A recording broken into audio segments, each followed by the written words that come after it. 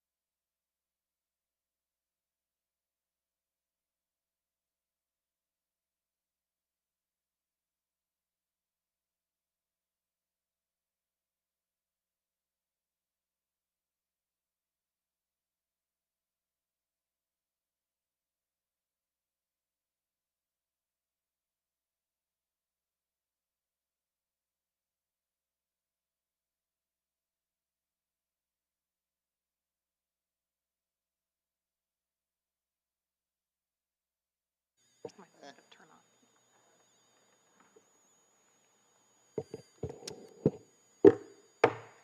The March 23rd, 2023 meeting of the Corvallis School Board is called to order at 6:33 p.m. In the interest of public health and safety for all community members, especially immunocompromised individuals and their families, the Corvallis School Board will continue to offer a virtual option for board member and district personnel participation. Additionally, public comment is available at some meetings, both in person and virtually. Information about how to provide public comment is available on the Corvallis School District website. The board agenda and packet, as well as the link to the district YouTube channel, are available on the school board page on the district website. Public meetings are live streamed on the district's YouTube channel, and a recording is posted to the same channel, typically the day after the meeting. Tonight we have Directors Baker, Director Al-Abdraba, myself, Director Finger McDonald, Director Adams, our representative from Corvallis High School, Charlotte Patel, Crescent Valley High School. Isn't that what I said? Did I not say that? That's right. Sorry. And Director Jones here in person. And we have Director Tomini participating remotely, and Director Whitebear is excused. The first item on our agenda this evening is reading of our resolution number 220204, Acknowledgement of Women's History Month. Corvallis School District 509J, Acknowledgement of Women's History Month, Resolution Number 22-0204.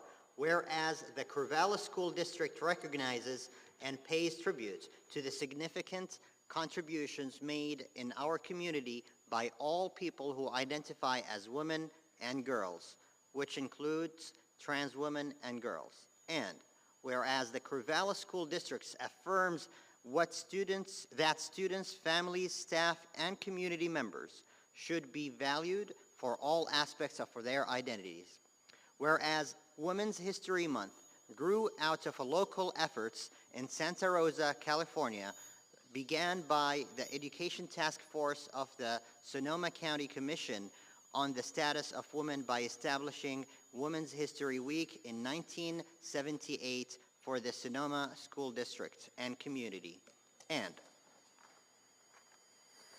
whereas International Women's Day has occurred globally since 1911 in an effort to celebrate the social, economic, cultural, and political achievements of women, and whereas women historically have been denied rights to vote, own property, and serve in political offices and other leadership positions until the 20th century, and whereas trans women's identities have historically been criminalized and continue to be targeted by violence, and whereas National Women's History Week was first proclaimed the week of March 8th, 1980, and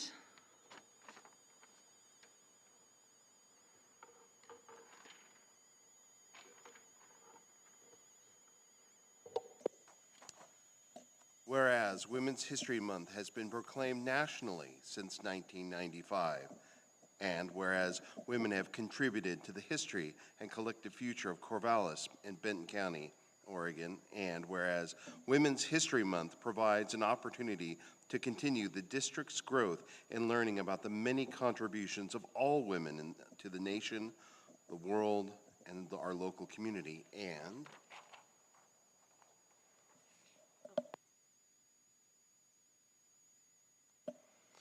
whereas education is a necessary component for creating a more equitable and anti-racist community, nation, world, and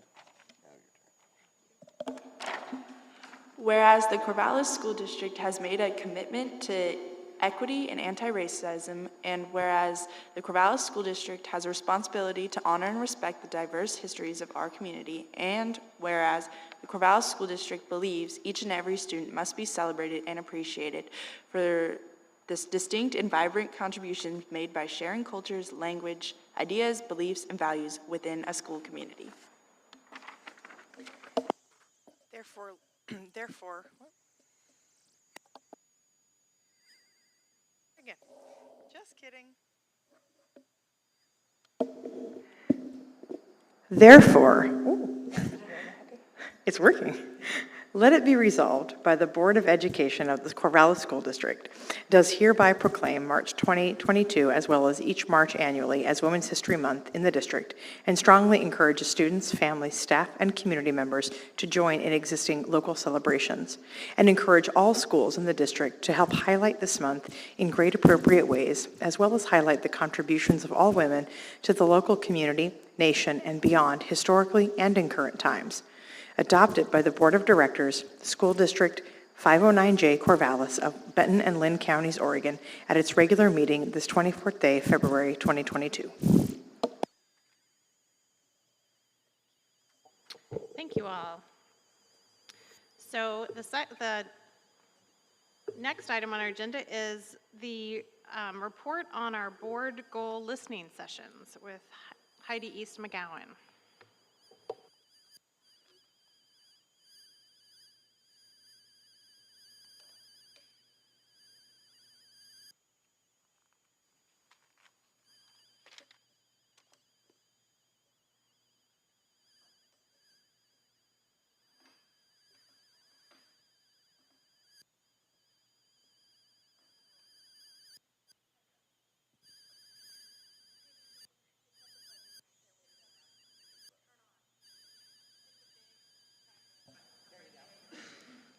One more time.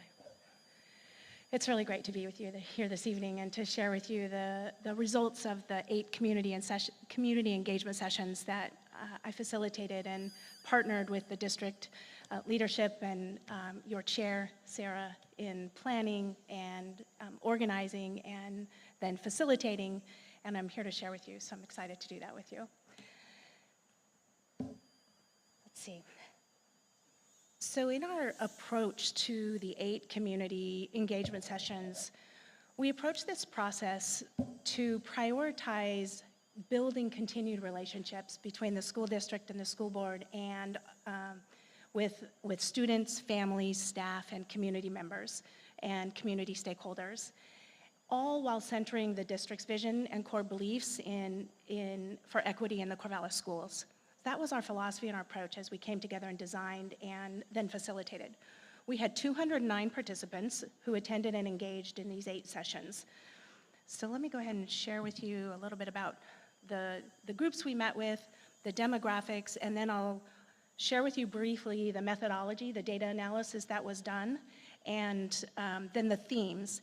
I'll walk through each of the themes and share with you 1 or 2 of the direct comments that came from some of the participants, just to give you a little bit of context and meaning. I won't go through it all, because that's in your report, but I will share with you just a little bit around that. So you can see on the screen here that the 8 sessions we met with some specific groups, the District Diversity, Equity, and Inclusion Committee, the Students Advocating for Equity, the SAFE group.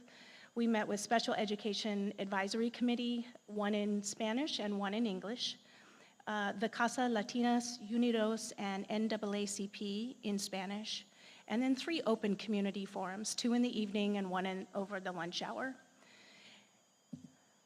And you'll see in the demographics just a snapshot here of who attended is,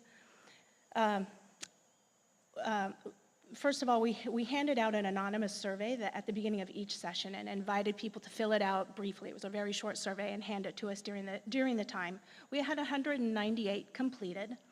Participants could select more than 1 response option for affiliation and for race. So you'll see here under affiliation, the majority identified either as a parent or a family member of a student. Under race, the majority identified as white, 52%. And under gender, majority identified as female, 63.7%. And under ethnicity, the majority identified as non-Hispanic, with 28.8% identifying as Hispanic. The methodology that we used is that each engagement session lasted approximately an hour and a half with specific, consistent questions that we asked the same of each of the groups. And we used broad, open-ended questions that focused on 3 content areas: positives and strengths, barriers and challenges, and board goals and recommendations.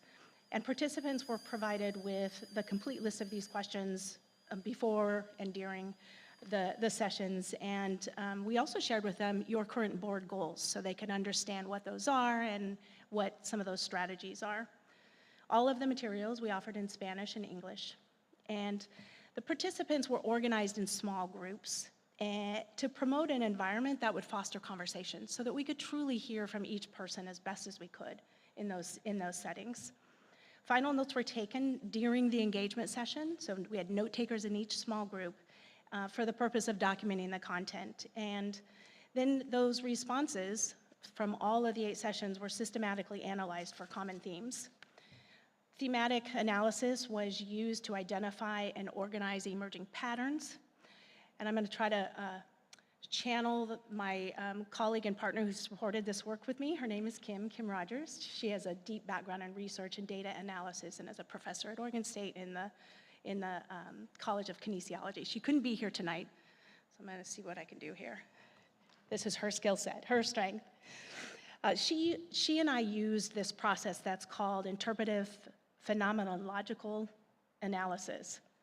I had to practice that one. That's not a common term. What that really is it's a qualitative methodology that seeks to explore the detail that participants are sharing about their lived experiences, about the meaning of their experience, and how they make sense of their experiences. It's a great way to explore the complexity, the process, and the novelty of the participants' lived experiences within the Corvallis School District and how it relates to the existing school board goals.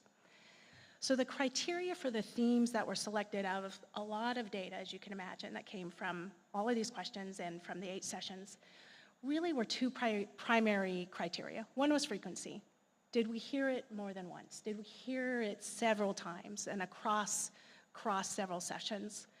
The second was ensuring that the collective voices of the groups is represented in making sure it's represented in the themes. So meaning that the groups that participated in the sessions, for example, the Latinx community, youth of color, families of students with disabilities, members from the general community, the DEDI community members, and within each of those groups, most often were staff, students, families, parents, and community members. So it may mean that, well, it does mean that every individual voice or comment is represented here or recorded in this particular theme or emerged as a theme. It's because we didn't hear it several times. We just didn't hear it several times. So areas such as supporting sustainability for our environment within the school may have surfaced, or seeking a specific building improvement may have surfaced, but it didn't emerge into one of the themes. So I just want to acknowledge that. I also want to appreciate those who shared their recommendations, suggestions, concerns, and positives. We really appreciate and value those voices that attended. Okay, so this report, it's an initial analysis and a presentation of findings from those 209 people that engaged. So I'll go ahead and walk through the common themes here. So let me first share with you some of the themes that emerged around the positives and strengths. So we asked the question, what's one thing about the community that makes it a great place to raise children or to grow up in? And this was really fun to start off with because we heard so many positive things from community members about why Corvallis and why this community is really a wonderful place to live and to raise your children. So the themes we heard were safety. It's a safe community. My child feels safe. The environment feels safe. The fact that this is a college town and we have Oregon State University here was highlighted. It provides a world that is bigger than Corvallis for our children, our students. It brings resources and opportunities and diversity, including international and cultural experiences. The location of Corvallis, it's beautiful, it's peaceful, it's quiet.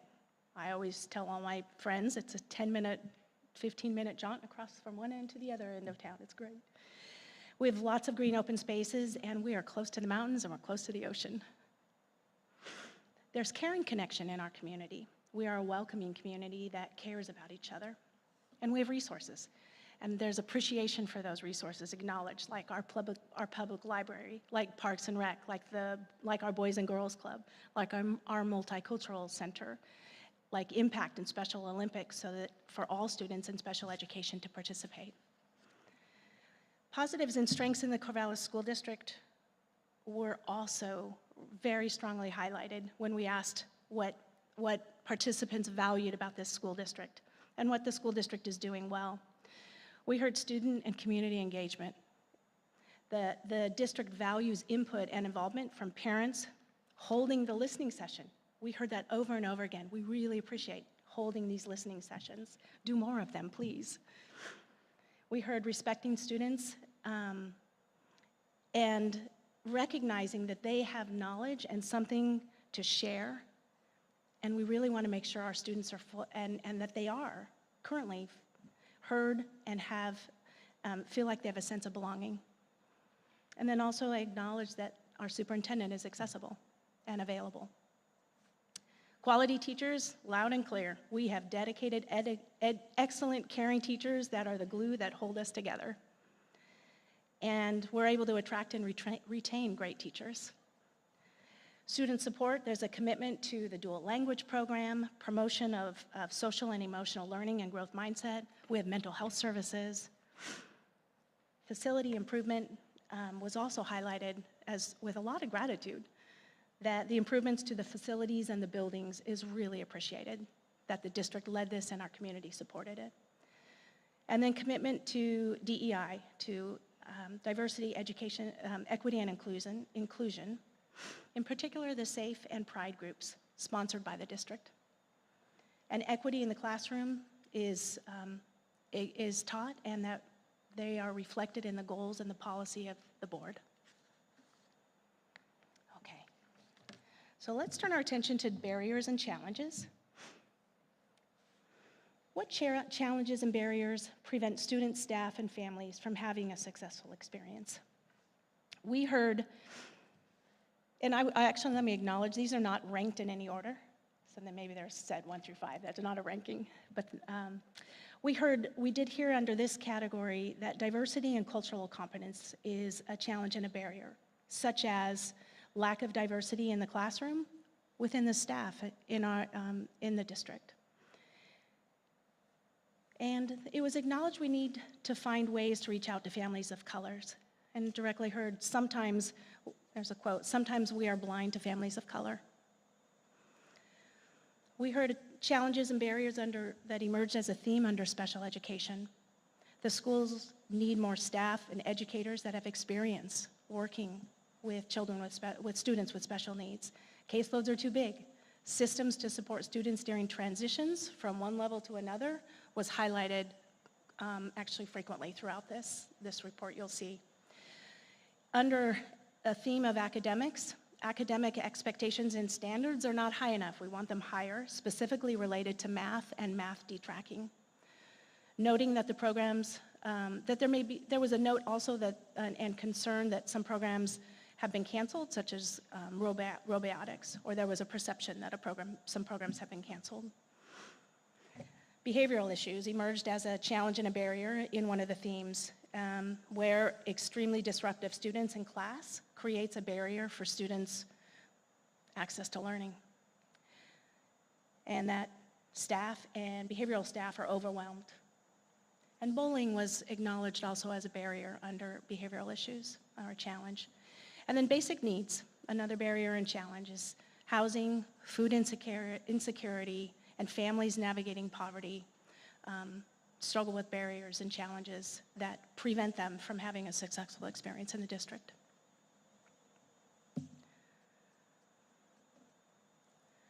Then we asked what challenges and barriers prevent students and staff and families from accessing from accessing programs or resources.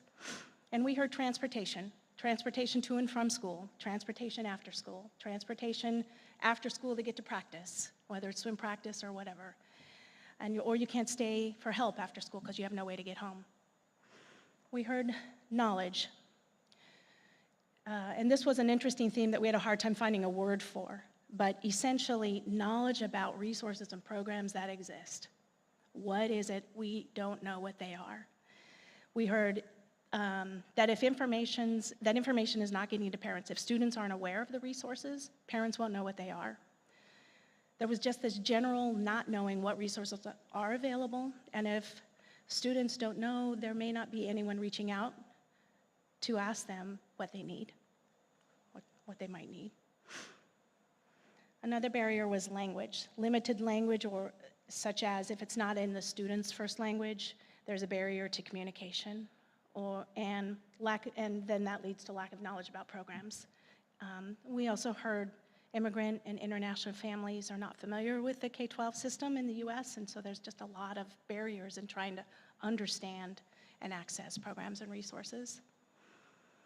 Financial resources was another barrier, where we heard that only some families and students can access tutoring to accelerate, specifically in math, and that we heard now only students with money can advance.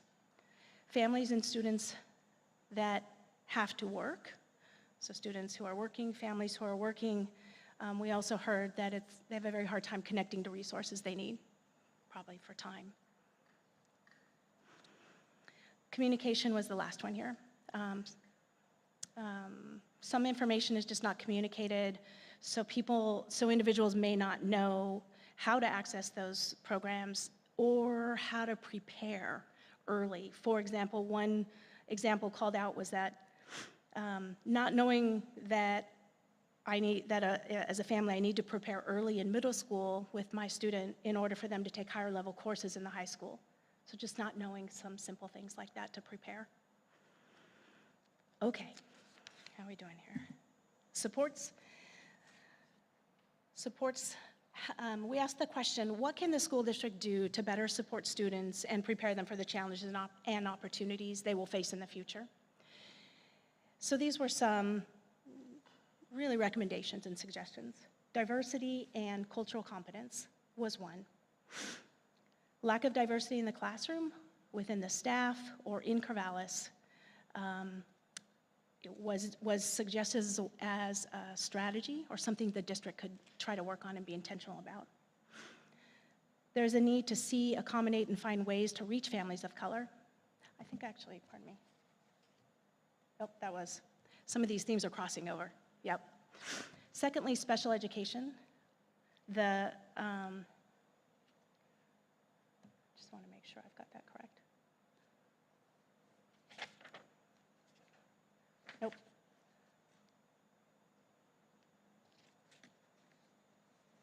Pardon me here. I think I have already touched on those. My notes got a little bit confused here. My apologies. Okay, thanks. Thank you. I'll go ahead and read through these because I think that we have touched these.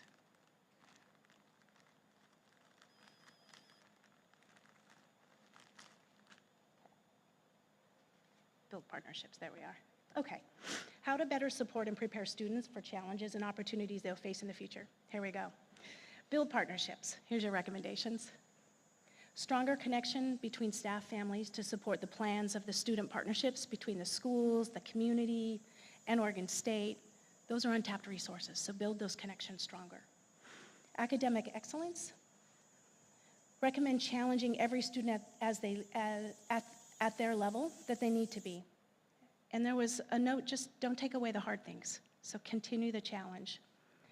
Teach life skills, such as personal finances, interviewing skills, stress management, taxes, good eating habits, cross-cultural experiences for the students and their families. And then we also heard college and career readiness, support teaching students about different pathways for their future, given that not everyone's going to go to college. And then transitions. We heard a lot about transitions in a lot of the community engagement sessions, but we'll also call that out. We heard that specifically from our groups with families with disabilities. We heard the recommendation to have a transition program from elementary to middle school to high school, high school to career and after. And we also heard for students with disabilities, there's a need for a thorough and a thoughtful transition plan specifically. Okay. And then we asked folks, the participants, when you reflect on the board's 5 goals, which of these are important to continue to prioritize? Is anything missing? What goals would you like to see the district prioritize to prepare students for their futures? We heard equitable systems under that goal specifically, add disability to the equitable systems goals, and there was a note around missing student identity under the strategy. Under the health and wellness, student safety needs to be included. More resources and support for emotional learning, mental health, food security, bullying, and harassment. Under real world learning, we heard more cultural learning, missing financial and computer, media, and literacy skills. Under the academic achievement, there was a note that only reading and math are highlighted. What about other subjects? And the recommendation to set high benchmarks. And then lastly, implementation and evaluation. This was brought up, I would say, probably more than conversation around the specific goals. Implementation and evaluation, how will we know if we're meeting the goals? So there were a lot of questions around more specificity under the implementation, the strategies, and an evaluation accompanied with it, or design or designated outcomes, defined outcomes articulated. And then lastly, we included a specific question in alignment with the district's goals around centering equity are what recommendations participants had for advancing equity in the district. We heard these 5 themes: student involvement, include students in their version of success, increase student voice, and include more understanding of student perspectives, so that students feel included and like they belong. We heard more resources and support, particularly for children with disabilities to be included in that specific goal, to prioritize BIPOC affinity mentors, to prioritize BIPOC affinity spaces like SAFE, that's already supported, and LGBTQ, and have staff representing LGBTQ students. To connect kids with people, internships, coaches, mentors. And there was a question, can the district help families with barriers such as transportation, childcare, or other barriers acknowledged? Thirdly, communication. Keep asking for feedback and experiences like this, finding ways to hear staff on the front lines, and overall making sure people feel safe and secure sharing what they see as inequities in our district. Teachers and staff, support staff training to help all types of children, and to support training on implicit bias and learning strategies to mitigate it. And then, of course, recruiting and retaining diverse staff.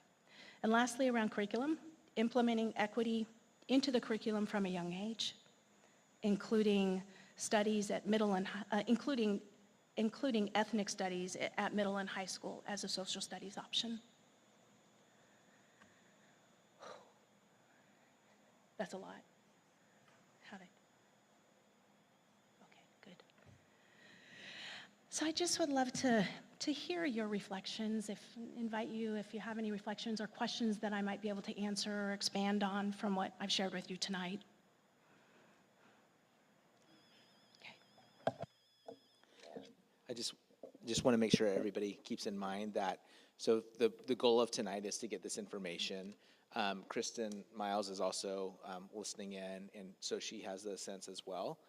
When we come back together on May 4th, we'll be using that work session to work to develop another iteration of our board goals. At least we will be working towards that. I don't know that we will accomplish and complete that night, but as you're listening and asking questions, just be considering how, what information do you feel like you still need or would be valuable to you as an individual board member as we come back to this work in May. So I just want to set up that context as you delve into the questions you have.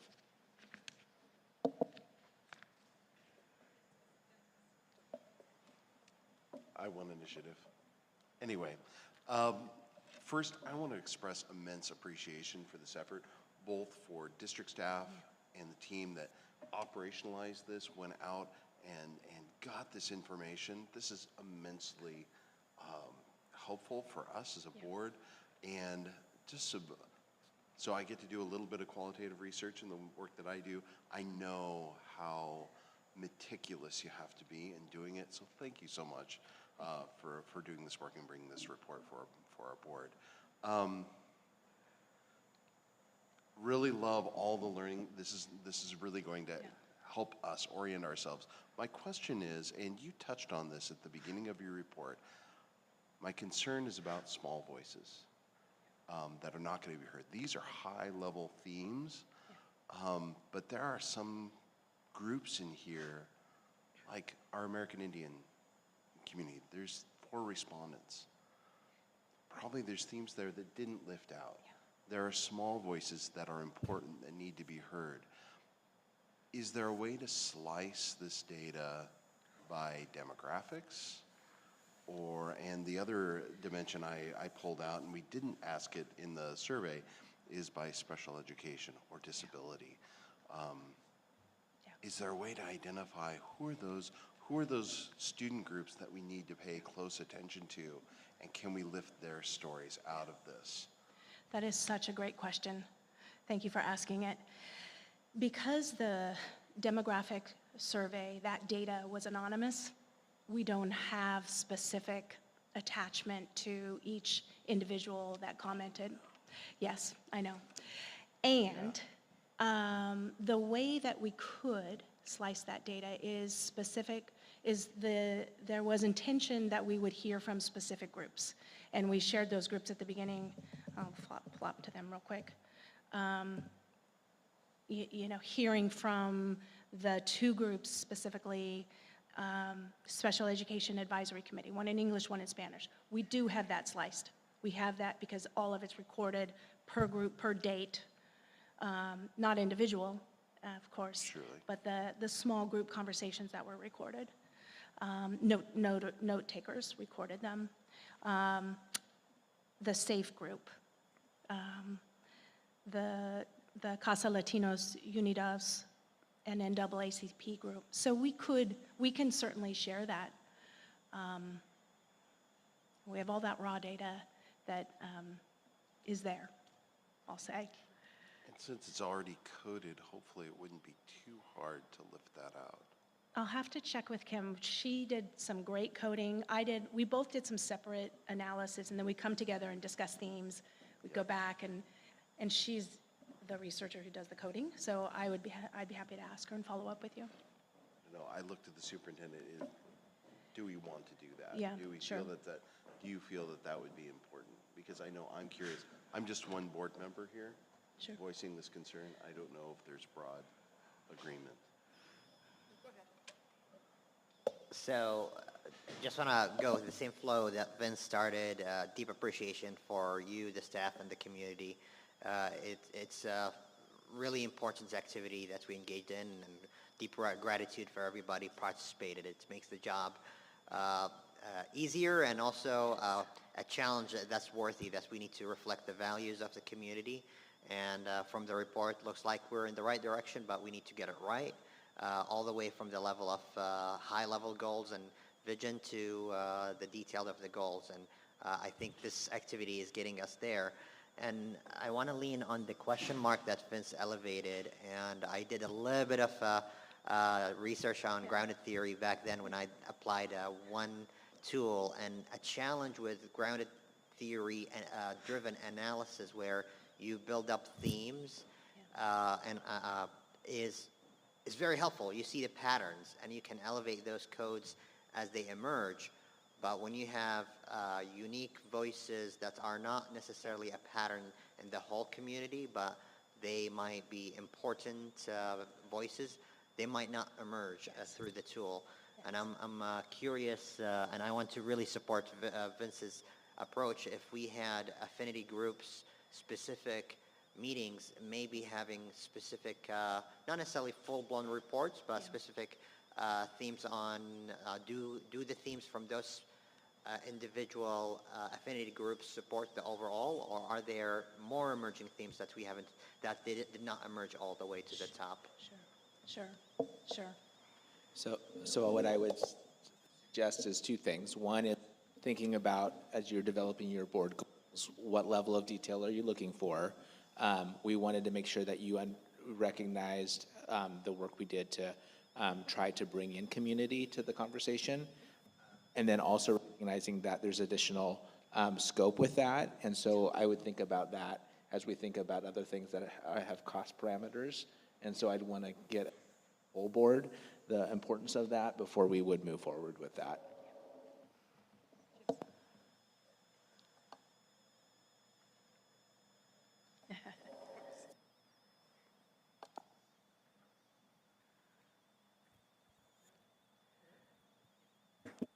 Matt, oh, there we go. It's like it thinks I'm Sarah or something, right? Isn't yours always the one that doesn't work every week? Okay. I think that this is a really great idea. I also think this was something that we needed to ask for before they did this, because they likely would have organized a little differently if they knew we were going to come back and say, we want you to link these 4 people because they represent a specific group we're interested in. So I do have a little bit of concern about asking how much digging back has to happen. And I don't feel like I have I don't know if you know the answer to that right now. Like, that might be something you guys need to go back and consider, but I feel like we just want to be, I think it would be better if we are aware that the data might not be set up to make that readily available to us. So my first thought is, note to self, this board, we know the things we want to know, so the next time we do something like this, we should make that list and say, we're going to be expecting that we can look at it in this way. I also think it's very possible, though, that if you held separate sessions, am I understanding that right? Yes. You probably have some summative notes from the sessions. Like you met with a particular, you said you met with the SAFE group, right? Right. So there's probably notes from that. Raw notes. Raw notes? From the note takers. From the note takers. Yes. So then they were integrated in when you coded? So those weren't coded separately, and then, is that? So I would need to check with Kim on. Okay. She organized Okay. them all in certain themes and sub-themes. And I did my own separate organization, which is not, and then we compared notes Sure. together. Yeah. Okay. Yeah. Well, I'll just end my point is, depending on how they set this up, this could be a really big undertaking, and I don't think I would feel great about saying, please go back and do that. Maybe they set themselves up in a way where it won't be, but my guess is that's not the case, and this could be some significant rework.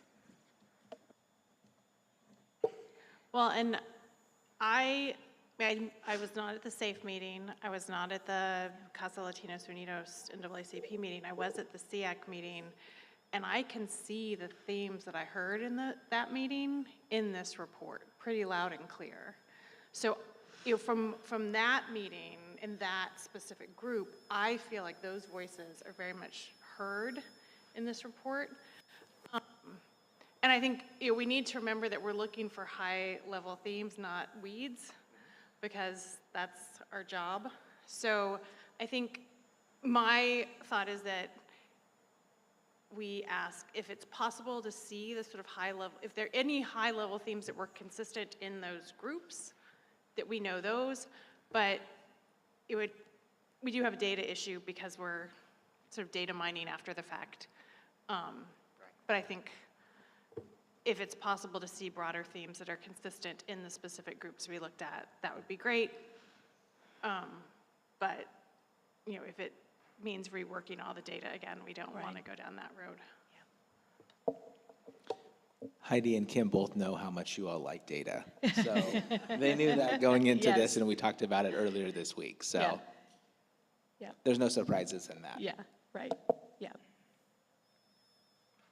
So I think one thing I'm reflecting on as I digested the report, presentation, and our discussion today is one of the next steps, I believe, as we do the debriefing, is the ability for us to map the report to the framework that I believe OSBA has a one-pager about around what's the role of the board and how you map the goals to strategies to action plans.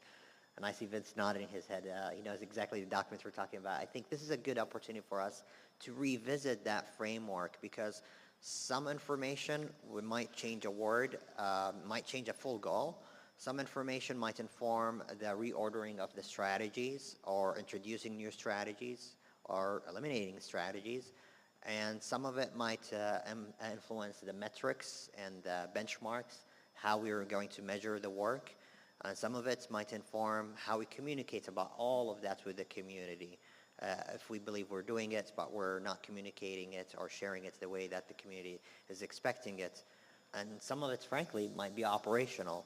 And we should be okay by just setting the expectation that if we accomplish or if we stick to the goals or maybe revise the goals, some of the notes that are operational will be taken care of throughout the institution, if that makes sense. So that's a step that I'm reflecting on as we engage in this process and digest the report, is how can we map that, whether we should do it on our own or it should be part of a report or it should be just a framework that we look at as we deliberate next time.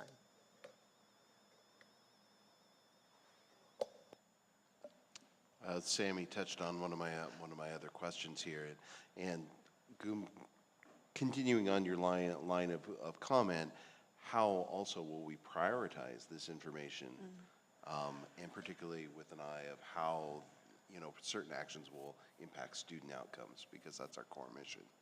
So, sense making of the data, getting it organized in a way that we can process it, get it in the various aspects of our strategic documents, but then prioritizing what's most important first. Well, and I feel like that gives us some work to do as we get ready for the May 4th meeting with Kristen, that we each sort of individually look at the priorities, look at, sort of start thinking about it on our own, so that when we come together with Kristen, we're not starting from scratch on that. Well, and I'm wondering, for that prioritization, we do have some education experts on our board, but not all of us are. And I'm wondering if we need staff alongside to support us in helping us make sense of that. Because you're the education professionals.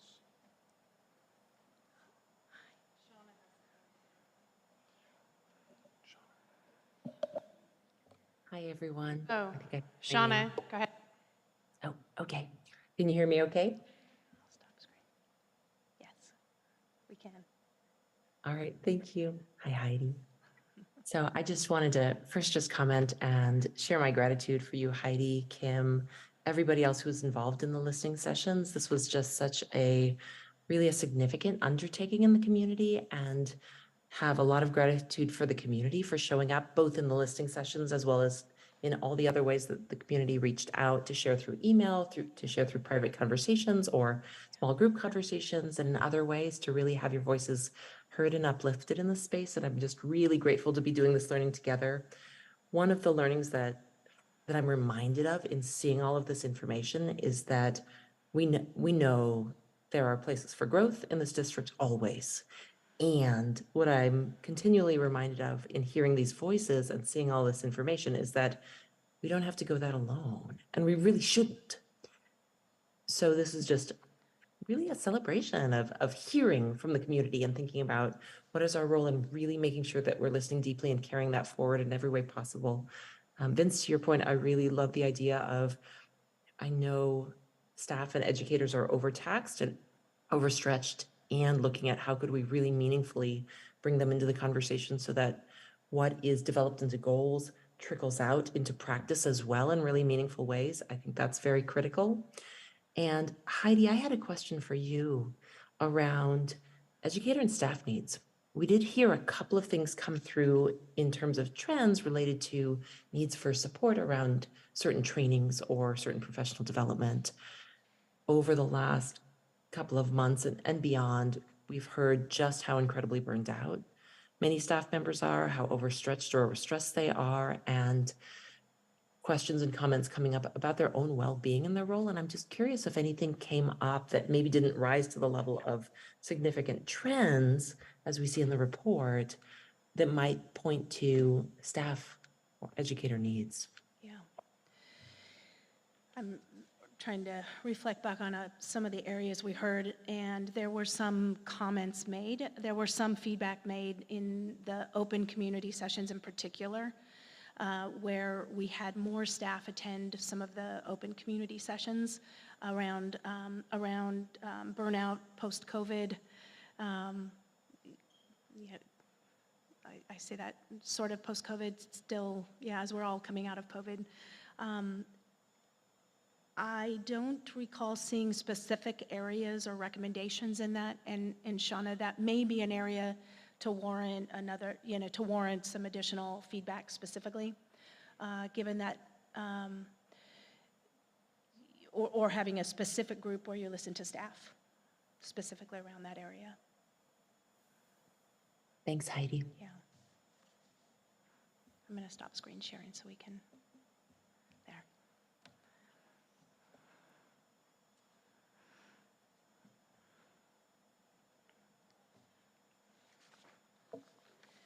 I just want to say thank you to both you and Kim for walking alongside us in this process.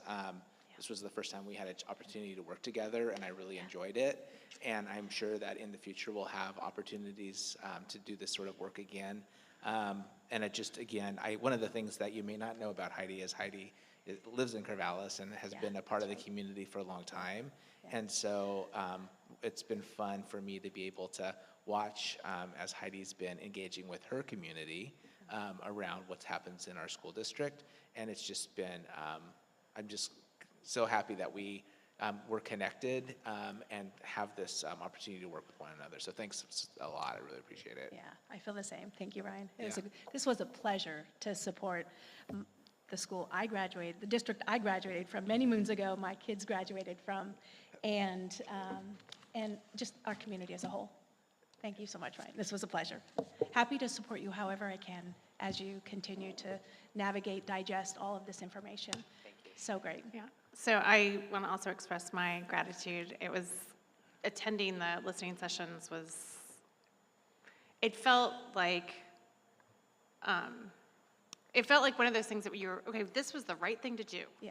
Because there was sort of the hunger, and I think the response we got around communication and the eagerness to have opportunities to talk to the school district. So I really appreciate your ability to facilitate that kind of thing. And I also want to express my appreciation to all our note takers and our caterers and our childcare providers and all of the other people who made these events happen, because having people there to do things like provide childcare made it an easier lift for people to come in the evening and share their thoughts with us. So thank you to you, and thank you to everyone who made this happen. Great. Awesome. All right, thank you all.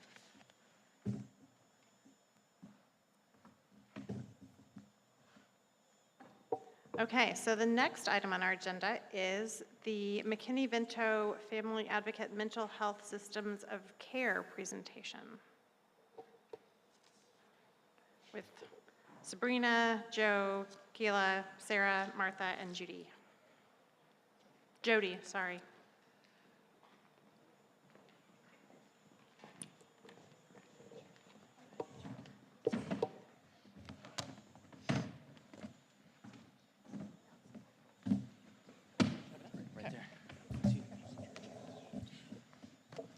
It's a long title for a presentation, and it's a lot of people.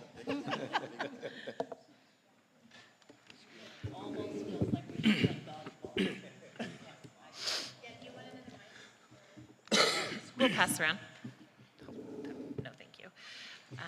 I don't know if you remember, but the last time we were here was about summer programs, and it was the incident of the great back of the head incident. Let's just remember that. The camera got a little off. I was scarred. Here we are. We're happy to be here. It's nice to see you, most of you. We're going to walk through a presentation, and most of you received a report from us, and this is not that. So I want to be clear about that. We'll take a second to introduce ourselves so you know everybody who's here. But what we're up to today is we're going to talk a little bit about the work in the Student Services Department by really just talking about some key projects and key things that we're either working on or wanted to share with you, a little bit separate from what you would have maybe seen in the actual report. So we'll take a quick second. Everybody's going to have a chance to talk, but I think it's a courtesy to know who's up here as we get started. Keela, you get to start. Keila Lynn, I'm a district social worker, licensed clinical social worker here at the school district. Buenas noches. Oh, sorry. Want me to do it? Share your mic. Okay. Good evening. My name is Keila Lynn, and I am an LCSW here at the Corvallis School District. Thank you. Buenas noches. Good evening. My name is Marta Calderon. I am the Mental Health Clinical Supervisor, or COSA, as well. Good evening. Hi, I'm Joe Lycombe. I'm the district's mental health program manager. It's good to see you all again. Hello, everybody. My name is Jody Meal. I am the Corvallis School District Drug and Alcohol Use and Misuse Response Specialist. Sabrina, Student Services. Hi, I'm Sarah Devine. I am our Family Outreach Supervisor, McKinney-Vento Liaison.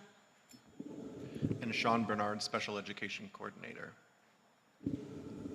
And PowerPoint clicker. And magic finger.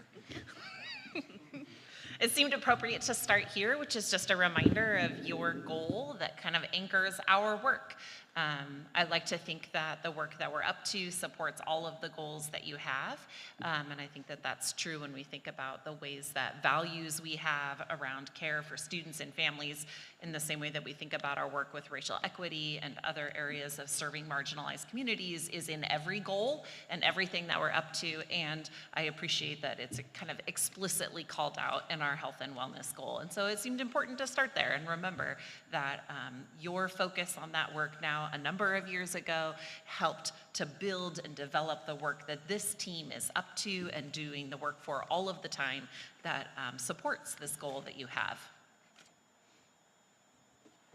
I forget that you have a screen behind us, and I seriously, as like the president's walking in, I'm not even sure what's happening, but whatever it is behind me is very exciting. Turns out it's just our slides. Okay. Thank you, appreciate that. It seems really important before we start to talk about the projects and the work to acknowledge that the team of people that hold this work is really extensive and does a tireless amount of service in our buildings. I was talking to Keila yesterday, and she made a cheeky joke, which means I'm going to call it out now. And she asked me, how's the week going? And I said, it's been a rough week. We've had some deaths in the community. We've had some significant kind of violent incidents happen in our community that impacts our students and our families. And I was listing for Keila the list, and she said, well, maybe you could just show up and list that list for the school board so that they understand what people are up to in our buildings. And I kind of appreciated that because it is just true. When we think about the staff that hold our buildings up, we're talking about school counselors and social workers and mental health staff and family advocates. But what else is on that list there is also our health navigators and our dean of students and our physical therapists and occupational therapists, right? And special education teachers and ELL teachers and all of these staff that hold just extensive amounts of support work for students and families and staff day in and day out. And when we think about what's happening in our community, there's lots of people who are navigating really complicated and difficult and sometimes very sad situations. And this staff that are in our buildings are the ones bearing that in and day out. And so it did seem worth kind of calling out the work that our teams are up to. I think in particular, when we think about this group, we think especially about our school counselors and social workers who are teaching in classrooms, working with students, working with families, doing a lot of on-demand grief response and support, a lot of intervention support when we think about suicide intervention, and Keela will talk about that work here in a little bit. But just staff that are holding that as they are also teaching in classes.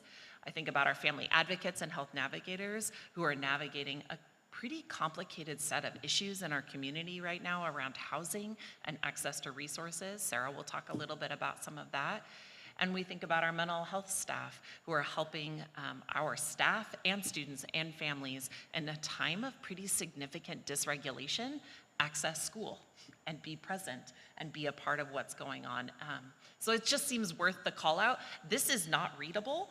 I blame Sean for that mostly. I intended to click on the link, which was like a lot bigger, and he put it on the page. But I guess what this gives you is not the specific people, which maybe they appreciate for the 3 people watching on YouTube, but it is a good visual that the team of people in our buildings that is holding support work is extensive and full of just amazing, amazing people on the ground doing the work day in and day out. I think the last piece I would name in terms of teams is just the amount of support we have with our community connections. I think Joe and I were just remarking recently that our partnerships within the community seem like they grow every year, just more and more. And I think this year in particular, as the community is in this great transition from what COVID was to what COVID is now, we see just some amazing partnerships that have developed in our community that also support the work that's happening in our buildings, and that feels really noteworthy. I think something that I would highlight as well is a lot of times when folks are here to present to you, they talk a lot about what's happening in our school buildings, and I think the team of people you see in this list really represents how our systems permeate our community. They're not just what students do when they show up. They're what students' lives at home are like, helping students and their families with housing, which I know has been a topic of conversation here, with food security, with mental health care, with coordinating their own health care, with dealing with the loss and transition of loved ones. And so those issues really talk about how embedded our schools are in the fabric of Corvallis and the surrounding area. So we're going to walk through just a couple of areas that we thought would be important for you to hear from us about. There's some time at the end for questions. If we talk quickly, we've given Joe one slide, and really it's Martha's, and so I feel like the odds are totally in our favor. But they are first, so I guess that'll help us. The clock's just right here. I'll pay very close attention to the clock. Technically, there's 2 slides. I just need to be clear. This one's a bit of a review. I think I just wanted to make sure to say for you all, your mental health program continues to be the first school district owned and operated mental health program in the state. I say the first because there's other districts that are now moving towards building this, following our lead, which is pretty remarkable. We continue to have therapists and skills trainers in our schools, and we have interns working as school social workers and mental health staff in different buildings as well. And that focus is really addressing how do we continue to grow and build a workforce of continuing mental health and social service work into the future. We can go to the next one. Thanks. One part I did want to highlight here is, this year especially, but really one of the focuses of the mental health program has been addressing racial equity. This program was founded to increase access specifically to students of color and their families, the LGBTQ+ community, and students experiencing multi-generational poverty. This year, our team has done an exceptional amount of training and work with Martha, as well as Marcia and Cucci Rivero, in terms of our own equity work. The intersection of how mental health and race come together is a huge topic. It's been a topic in our state in terms of diversifying the mental health workforce, but it's also just an issue in terms of how do we look at the intersection of traditional traumas that students experience, as well as the trauma of racial aggression and racial violence, and how those things intersect. We continue to have a pretty highly diverse staff team, especially when you look outside to the rest of the mental health workforce, and we continue to really work to support and retain them, which is a primary goal. This year for me and for Martha, as we look to just keep our team healthy and strong and able to serve people. I'm now going to turn it over to Martha, who actually brought a letter, and I'm just going to let you introduce that. Thank you. Good evening.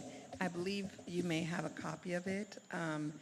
You may have the English version. However, I'm going to bring some diversity to the table and read it to you all in Spanish, specifically because I want to honor the few Latinos that are in here. So, okay.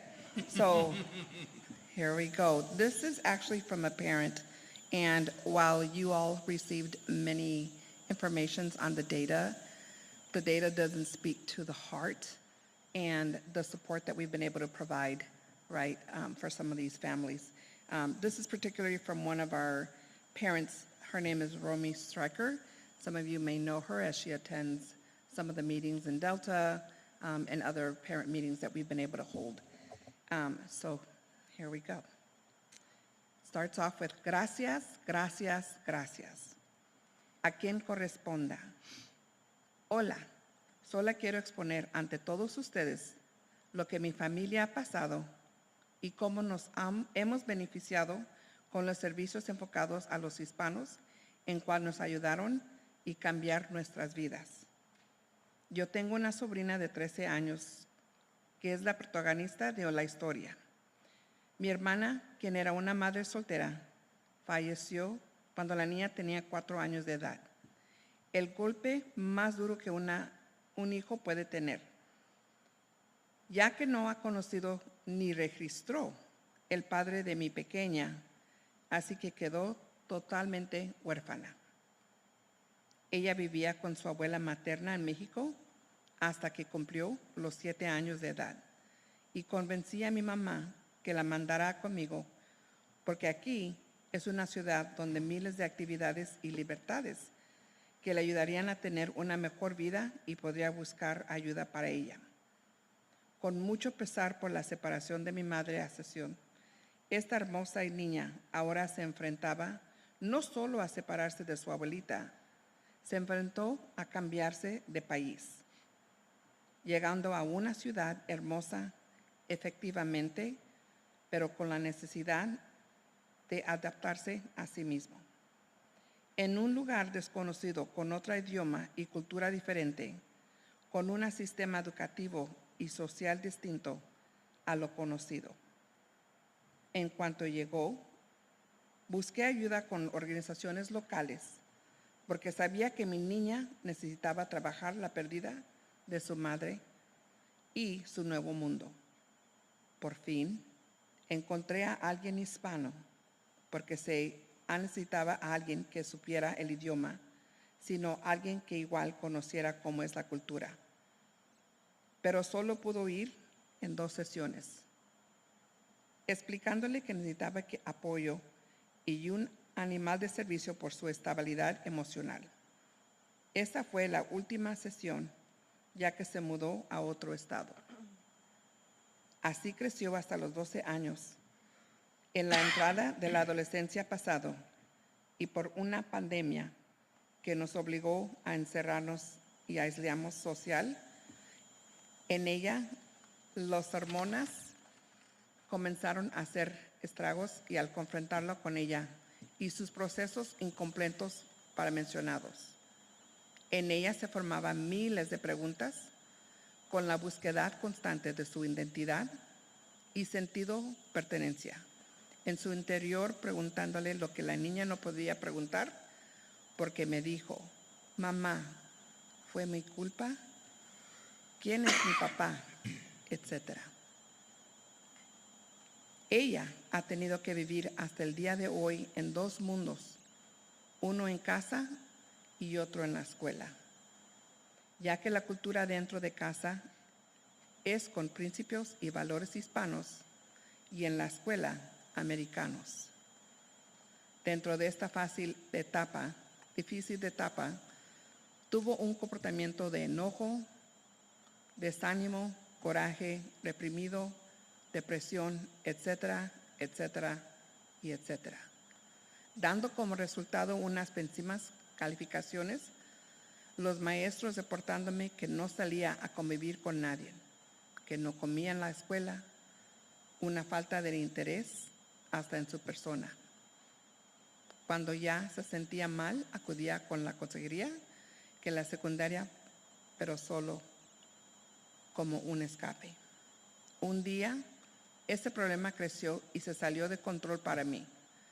Entró en crisis y rebeldía, jamás como para salirse de los límites, en conversaciones, comportamientos dentro de casa, violentas y inapropiadas, detonando en un intento de suicidio.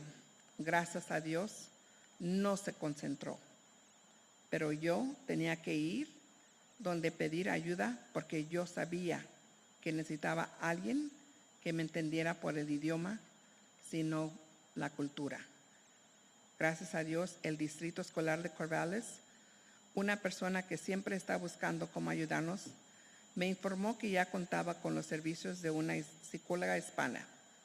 She meant psicóloga, like a psychologist, but that's the way they say it in Mexico. It's actually a therapist. Just wanted to make sure it's clarified. Now I lost my piece. Sorry about that. Me puso en contacto con ella. Tuve la primera entrevista para explicarle la situación por la gravedad del caso haciendo atender a mi niña. Recuerdo cuando salió de la primera cita que tuvo, mi hija se subió al carro y me dijo, por fin hay alguien que me entiende. Este comentario me dio paz y me dio certeza que podía ayudar a mi hija. Solo le pedí a Dios que estuviera más tiempo. Desde el mes de octubre, mi hija ha estado en sesiones una vez por semana y mi hija es otra. La terapista le han impactado no solo en su vida, sino en la familia, teniendo recuperaciones en sus estudios, en sus relaciones, con sus compañeros y con los maestros. Ya se ha entregado la manera fluida en las actividades de la casa. Cumple con las tareas, hace ejercicio y los maestros me dicen que está mejor en las clases, que ya pone atención y participa más. Ha cumplido las tareas 100%, ha sacado calificaciones. Estar en una D, a este ha cambiado una A. Me he encontrado a maestros del año anterior y me felicitaron porque la niña dio una exposición a una clase de un grado inferior con gran desenvolvimiento. Sonríe más, tiene ganas de vivir y se ha puesto a pensar sobre lo que quiere hacer. Esta ha diseñado ropa, se pone a planear a qué universidad va a asistir. Es mi cariñosa físicamente, etcétera, etcétera y etcétera.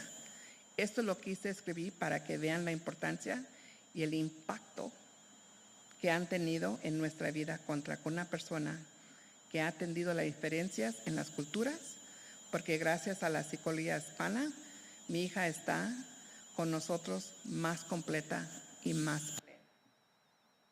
Los quiero exhortar a que tengan más personal, pero no solo hispano, también a alguien que entienda la cultura árabe y china, etc.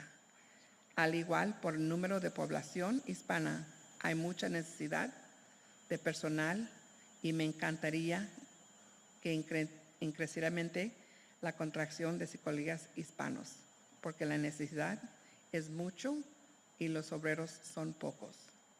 Gracias por siempre tener el interés de ayudar a todos los diferentes grupos en este arcoíris de la ciudad.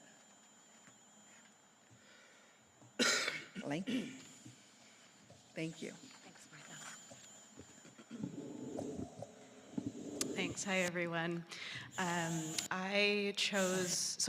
We're in our second year with a broader team across the district with family advocates. And so I was really thinking a lot about how that has changed our work and some of the things that look different from when I first started this job, and it was essentially just me and one other person. And the piece that I really landed on was looking at how we support with housing and evictions, and how different it feels now than how it used to be. And so, as you can see here, I polled our team in February around how many families they had supported and what that looked like, and it was at that time over 37 direct interventions that prevented an eviction for that family.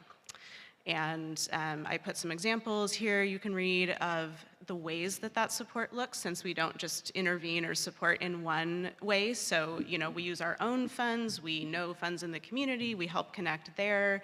We might just get creative and help someone find new housing so that they don't have a period of homelessness when an eviction is coming. And when we believe that an eviction might be unlawful, we can connect them to those legal resources to fight an eviction, and we have done that successfully.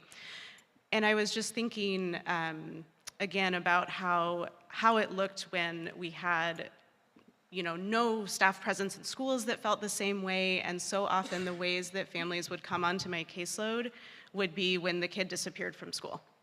And we didn't know where they were, we didn't know what was happening. It wasn't necessarily a family situation that was known or like held within the school. And I would do a lot of work, and the school would do a lot of work, and eventually we would find them, and they were someplace else, and they'd had this crisis, they'd had this eviction, but the student had missed a lot of school, they had gone through tremendous stress, and that was the first time I worked with them.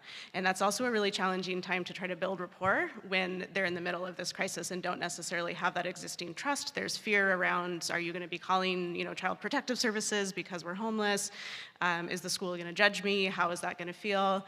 And that was a challenging time to find out. And of course, it also did not give us an opportunity to prevent that eviction if we could have, you know, leveraged some resources. And so it was a lot of putting out fires, was really how it felt. And again, it meant a lot of ruptures, it meant a lot of missed time.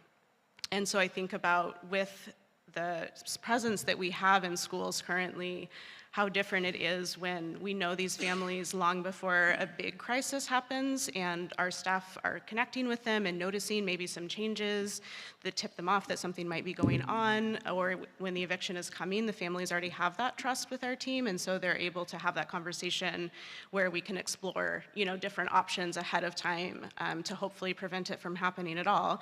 But we also know that we can't prevent every eviction, and we don't. We do continue to have families experience that, but even when that happens, I was reflecting on the differences when we have this team and this existing relationship between the advocate and the family. So for example, when we know an eviction is happening, we can make sure that they have as many resources as possible during that time, that we're helping them plan for that next step as much as possible. We track them so we don't lose track of where this family is, which means we have transportation set up from the first night, that they are going to be in a new location, and that student does not miss any school. So at the very least, they have that continuity even when the rest of their lives might be going through a lot of chaos and trauma. We're able to connect with the school and let them know what's going on if the family is okay with that, and put in as many supports and extra things that we can at the building, like maybe they need to shower at the school in the morning. Maybe we need to get them a hotspot because they're going to be somewhere without electricity, and that way they at least can connect for their homework, or, you know, whatever the pieces are. And all of that, those layers of support are happening in a way that I just never saw before. And I was trying to think in the last 2 years if I could remember a time where the first time our team knew of a family in crisis was during that kind of really intense crisis, and I actually couldn't think of one. Like, these were families that we knew already, that we were already supporting and already working with, and that has really changed the ability for families to stay connected to school during that time, and to trust that the school can hold that, and that those supports will still be there, and that at the very least, again, within that school community, there is still stability, even if all of the rest of those things are really hard and really unsure. And so that was kind of a piece I wanted to highlight around just the benefits of the relational work that our team does that just feels different in these last couple of years. That's really phenomenal. And I also just wanted to give an update to the numbers that you had in your report, since that was from a little while ago that we pulled that, and it just shows, I think, the reality of how it's always changing. I don't remember exactly what the report listed as our McKinney-Vento numbers, but we are up to over 340 students as of today. I pulled it just this afternoon. So that just shows that the work is always growing. I think one of the pieces that comes to mind for me as well when I think about having family advocates and health navigators in a few of our schools as well, having become the norm, is the communication within the building, right? Our ability to build relationships, but also within the community. And I was remembering an incident that occurred a while back where we were supporting a family, and in the course of an afternoon, we were able to get in touch with people at DHS. We were able to get in touch with people at CARDVA. We were able to call Lorena, shout out to Lorena Reynolds, where we called her office and basically demanded to talk to her and ask for legal advice in the minute. And she talked to us and gave us legal advice in the minute. And just thinking about the community sees the work that's happening as a part of what they are a part of. And the more that I see that happening, the more that I see our community showing up as partners in those situations. And it's not uncommon now where we're supporting families and we're working with 3, 4, 5 different agencies. I can think of one this week where Jackson Street Youth Shelter showed up and was on the scene as quickly as we were and partnered with us through the entire event. And I just think the more that that is happening, the more that families see the school less as the only place, but just as a place they can turn to help us make all of these connections. And that feels pretty significant.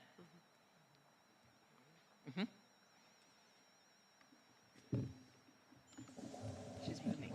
Oh, so trading. This is least trade places, because there's 3 people who want to see what I look like. Am I on? Oh, I am. Woo.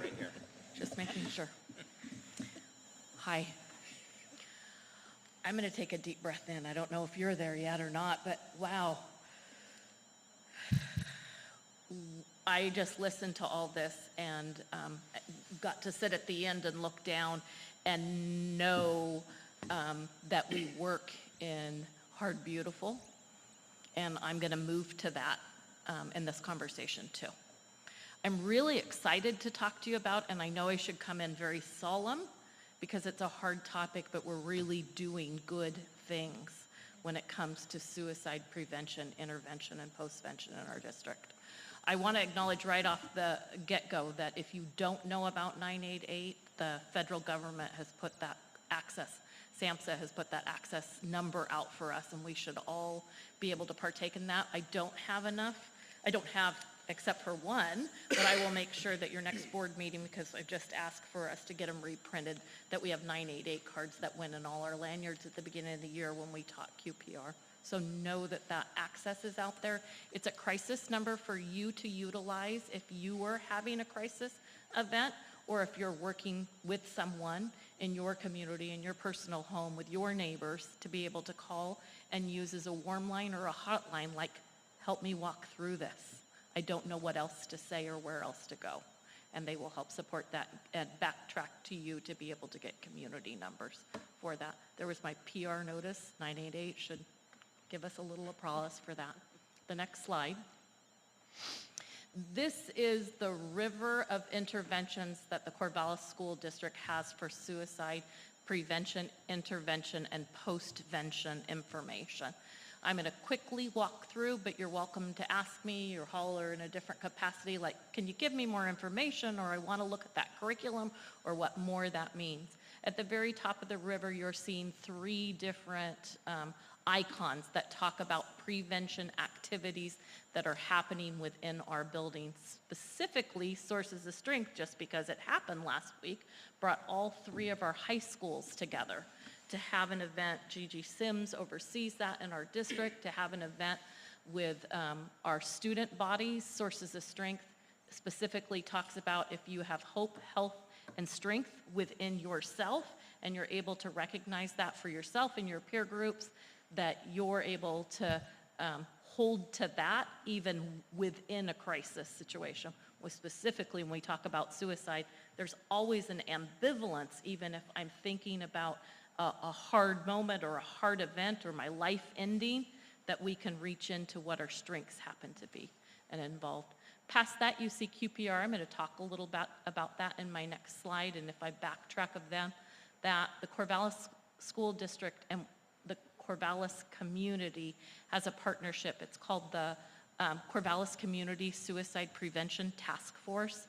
There is about 30 of us and community members that get together, any youth serving agency, and actually we've written in our conversation that it's 24 and below because we want Oregon State and Oregon State's partnership. I'll talk about that in a few minutes also.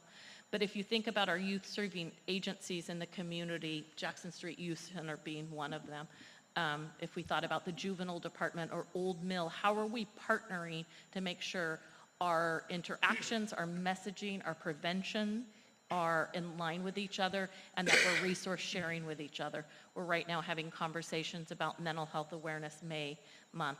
We're also talking about the Walk Out of Darkness that Oregon State is having, and I'll talk to you about that in a minute. Youth Save is another training that our social workers, counselors, and mental health therapists are going through, because we know that they're the first line of access when we think about suicidal ideations and actually having an intervention happening in the moment for our youth. We have care coordination MOUs with both of our county agencies. If someone does happen to land in their arena, that we may be able to, with the parent permission, be able to hear about that information the next morning or that evening, so the next morning we could do some wraparound support within the building. We have mental health, as you know, services within our district and within our community. And lastly, we have post-vention connect training and post-vention conversations and learnings for us. You'll hear a little bit more about that at the end of the presentation. When we think specifically about the QPR training, I'm going to give a nod to Chris Hawkins, who is in our audience. She started QPR in our district. It's been at least 5 years that we have been doing QPR training. That's question, persuade, refer. If any of you want that kind of training, or if you want that as a school board itself, I would be more than happy to make sure that that happens for you. It's an hour-and-a-half training. You treat yourself as if you were doing QPR, the same parallel process that you would be doing CPR to someone in a physical crisis, QPR for someone in a mental health crisis. This year, we have had 700 of our Corvallis School District staff train. We try to reach universal of what that looks like, because we know the more we say the word suicide, the more we start to demystify that, the more we have the opportunity that you, your neighbors, our students, our colleagues have an opportunity to have a listening ear to when someone is distressed and to be able to get help. We hope that you could start that conversation because of QPR, and even if you can't, our training is really clear: find someone who can. And that we start, as the Out of the Darkness Walk says, bringing suicide prevention out of the darkness. I don't know how you grew up in your family system, but in my family system, it was taboo, and it actually was a sin to talk about.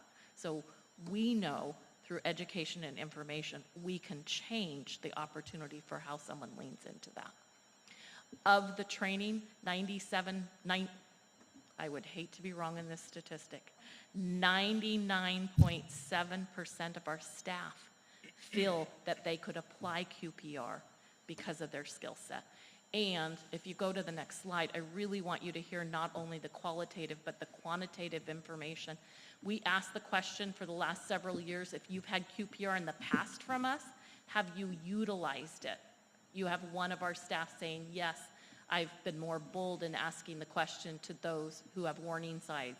Then I refer to a school counselor. Or someone else saying, I have directly used QPR with a coworker. Or someone else saying, yes, a family member, thank you for providing the training. And the next slide points out to you that of those people that got trained with us, 206 people wrote a qualitative story, where's my coding people, about how they utilized it since having the training in our district. 206 stories showed up this year. They talked about how they utilized it with our school staff, with colleagues, with a friend. They utilized it as a parent, as a partner, as a trusted adult, as a family member, as a coach, as a neighbor, and the list went on. The last quote I'm reading you is, I have used the training to ask students if they are hurting, and in one instance, if they are feeling suicidal. This training has emboldened me to ask some difficult questions. Applause to us for doing this and normalizing the conversation. Next slide, if you will. We also have youth safe training, as I told you, that the mental health therapists, the school counselors, and the school social workers, 73% of us at this point in time, have done this targeted evidence-based program. We are the first line of leaning into a student who might be struggling with their own suicidal ideation.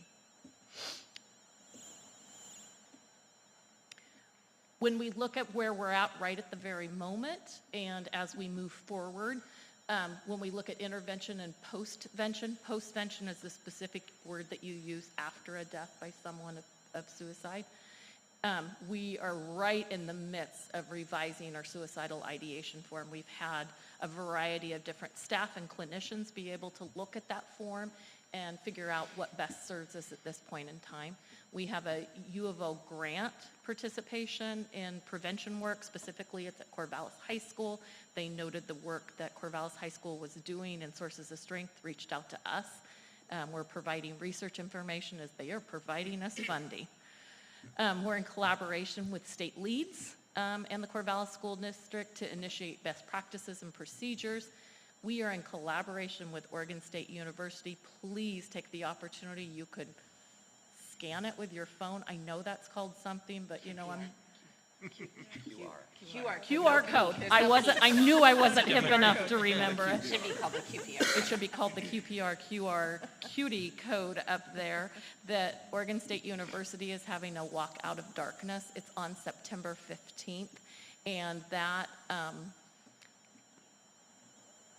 it's on the 15th, and I apologize. Yeah, this is wrong. This is last year's, and this is wrong, so I apologize. I'll make sure you get the right one. The walk is on April 15th. We have a Corvallis School District team. We would love that you show up.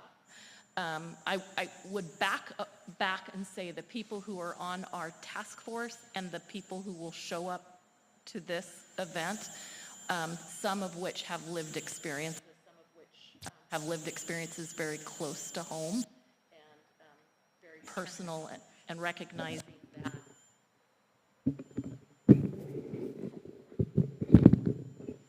we get the opportunity to be side by side with people significantly affected, and that might be a truth in your story, in your life.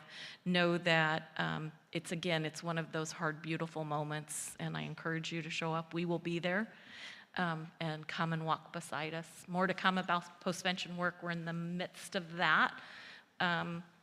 There's some trainings out there about postvention, as I talked about with Connect. There's a postvention training I'm involved with. It's postvention through a liberated lens. There's a lot of different ways to make postvention. We don't ever want to pick it up. We never want to get that notebook out. We never want to have to walk those steps. And we also know that the best prevention work out there is to have a strong postvention plan and be ready and prepared for it if the event occurs. Thank you for your time.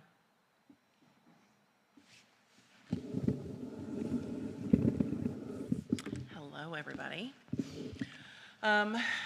Just listening, right? I'm just taking everything in. I work with these people every day. I'm so very, very lucky I'm a part of this team. Everything that's been stated already about collaboration, I wanted to take a few minutes to talk about just integrated treatment. When I think about that integrated treatments, the student and family, where they're receiving the one consistent integrated message about treatment and recovery. When I think, as you can see on the slide, the research really shows us adolescents with substance use disorders also have a high rate of co-occurring mental illnesses. That looks like a student who has a substance use disorder also may have major depression, anxiety. Those pieces are, I often tell families, holding hands, walking down the street together, having a really awful time together. Oh my goodness, sorry, it takes me, right, I have to take a deep breath when we think about the numbers. What happens with those pieces is when families and students are searching for services, oftentimes they'll go to specialists who say, mental health, here's your mental health specialist, here's your drug and alcohol specialist, and if there's ongoing medical needs, here's your medical professional, which is a wonderful thing until they all start working together, but they're not working together because they're not talking. And when they're not talking and communicating, 3 different messages, 4 different messages, 5 different messages are getting shared. and families become frustrated, they become anxious, they become so many different emotions go through that, and really no work gets done because who do I listen to? Because who's the expert? And one of the pieces with integrated care is that everyone deserves to have maybe not one person, but one person to support the guide, who knows, maybe isn't an expert on everything, but can hold the stories and can provide the support that's needed. So when I think about that, those 60% of the adolescents experiencing drug and alcohol and mental health, somebody to hold that story and to create a system of recovery. And that's part of my role, and I love it. And I think to myself that together with early detection, the integrated treatment can improve outcomes. The quality of life, when I think about just reading those bullet points, that increasing chance for success treatment and recovery for both of the disorders, the reduced and the discontinued substance use, the medication interactions to reduce that, fewer arrests, the housing stability, just the quality of life, that improved quality of life for me hits home every single time. So it's always, when I think about the pleasure of working, not just with this group, but community advocates and community services, where a family's voice and choice can truly be heard, that is very, very something that's amazing and something very special. Thank you. You bet.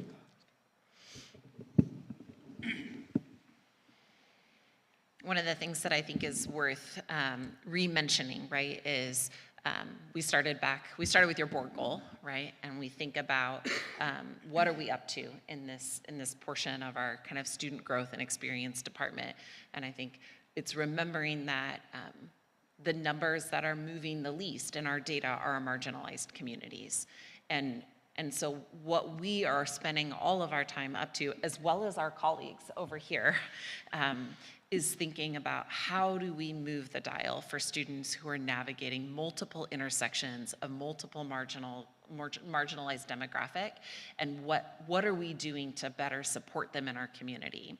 So one piece of that pie is a partnership and a conversation that's been initiated this year between us and DHS about how do we better educate and invite members of this community into being foster care providers.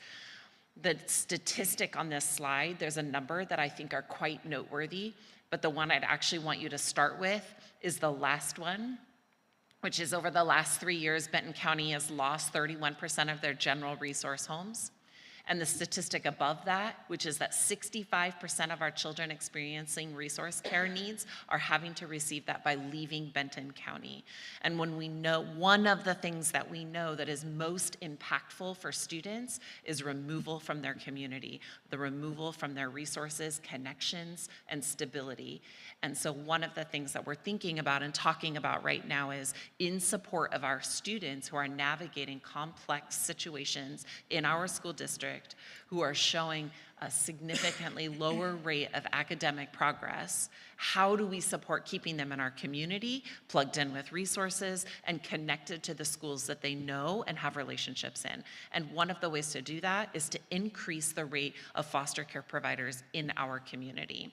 So we are working with DHS on some conversations about how to start doing some better kind of information, providing information to our families and our staff, who are often some of the front people to step forward to be foster care homes, and start to talk about and demystifying that process of becoming a foster care provider, how you can be a part of that system, and then thinking about how do we better provide homes that match culturally and racially responsive needs. The top graphs give you the story that is really true about foster care across the nation. We know that. And thinking about how do we best serve our students, how do we keep them connected, and one of those ways is actually to beef up our foster care system. Usually when you hear us here talking about foster care, we talk about the things that we do, which is more like what we're getting audited on. Thanks, Amy Leeson. Shout out to her and all her amazing work. which is like, how do we do transportation? How do we make sure people have resources? And all of that is happening, and I can tell you about all of that, but the thing that really needs to be talked about and looked at is how do we increase the rate of foster care providers in a community where there are a number of people who are interested, have thought about, or want to be a part of this that could be providing homes to our children. And that is something that we are working on with DHS this year.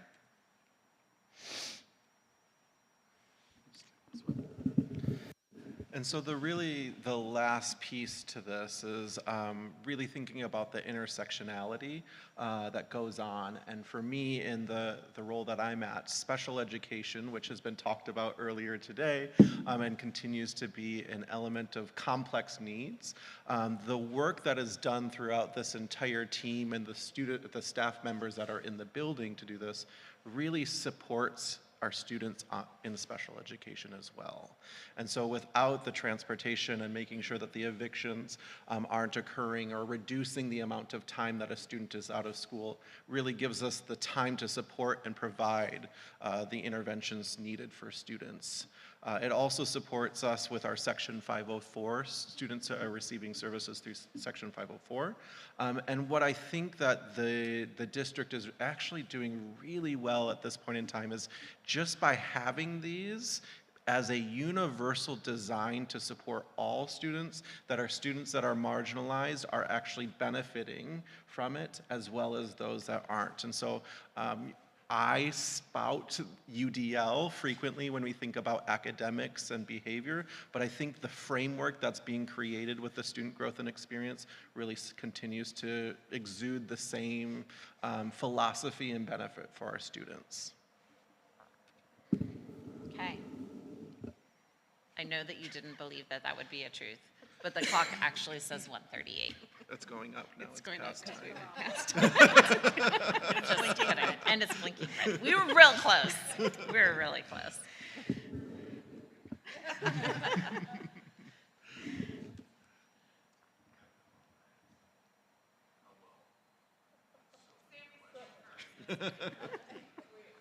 All right, thank you. I want to really share my appreciation. I forgot the TV show that I used to watch. Is it that with the characters, different colors, and they get together and they solve problems? You know what I'm talking about. Not at all. Well, I think it's but I love the Voltron, idea.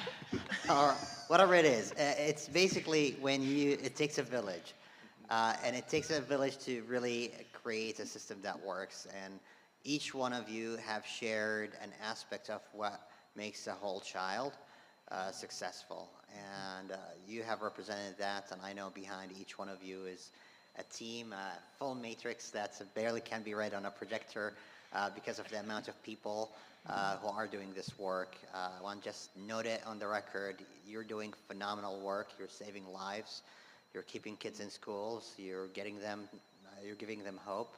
And from the bottom of my heart, thank you. You're truly doing phenomenal work that is hard to find in many other places. And we know in our community, some people are still struggling to find that help. Yeah. So thank you from the bottom of my heart. And I have two comments. One is a suggestion for the board, whether it is part of the retreat next year, and as mindful of your time as possible. We want to understand and go through all the work you do, how it connects. Also, be able to navigate it the same way that you helped us communicate about mental health program, to communicate the integration of all the work that you do, and how to communicate that with the parents, community members, and also with the legislator.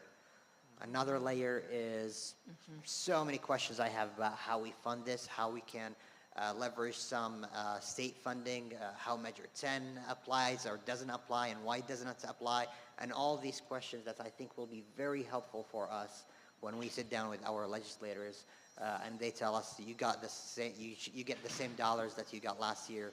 We should tell them no. This is the work we do, and we have to continue it. And we need to make sure our arguments is so coherent. So I really want to suggest, and I want to be mindful of our agenda for the year, as soon as we could, to have those pieces deliberated and shared on will be really great. Yeah, that makes a lot of sense. Thank you. Now to my question. Could you go back to the slide, and I'm gonna pick and choose one. You have to choose one? Yes. Yes, only one. Just the slide where you had the data on foster care. Uh-huh. And you had two statistics back to back. And I saw, if I asked myself about the last statistic, why people are going out of, why foster kids are going out of the county, the answers in the second statistic, which is we have over the last 3 years, we lost 31% of our general resource homes. The next question I have is why? Why are we losing those? Is it legislative? Is it resources? Is it going to be only solved by partnership with DHS, or is there something that we could help with? Yeah, I think that's a great question. I think, you know, it's a tricky question for us to answer, and I try to be careful here because it's not our data, it's DHS's data, and I respect that they are partnering with us as I've kind of pushed on them to say, like, let's do this together. But I think what I hear from them that is resonant is everyone was impacted by the pandemic. Everyone was impacted by uncertainty. And in that time, what we know from anyone is, what do you pull back to? Like, you pull back to what feels safe and doable, and I have no judgment on that. That is just a truth. And so it makes a lot of sense to me that in a time of tumultuousness in our communities, that things like providing a resource home, which has a lot of unknowns to it, becomes something that feels more risky. I think that their experience is also in Benton County is our demographic is kind of funky. So we have a lot of college students. That's not really who we're turning to be resource homes, nor do I recommend that we do. And thinking about where are our resource homes? What we know so far right now is our most dominant resource homes are families in our school communities with staff or families that are connected to staff in our schools. That's who's actually providing foster care right now. And that was a little bit why we started to talk about what does it look like to educate our staff and families better, because that's who's showing up, is staff members and families that are connected to school staff. And they're housing multiple kids because we only have a certain amount of families. And so what we're seeing is families that are providing resource in our community are providing it to 3, 4, 5, 6 kids in the foster care system in an attempt to keep them within our community. Thank you. Yeah.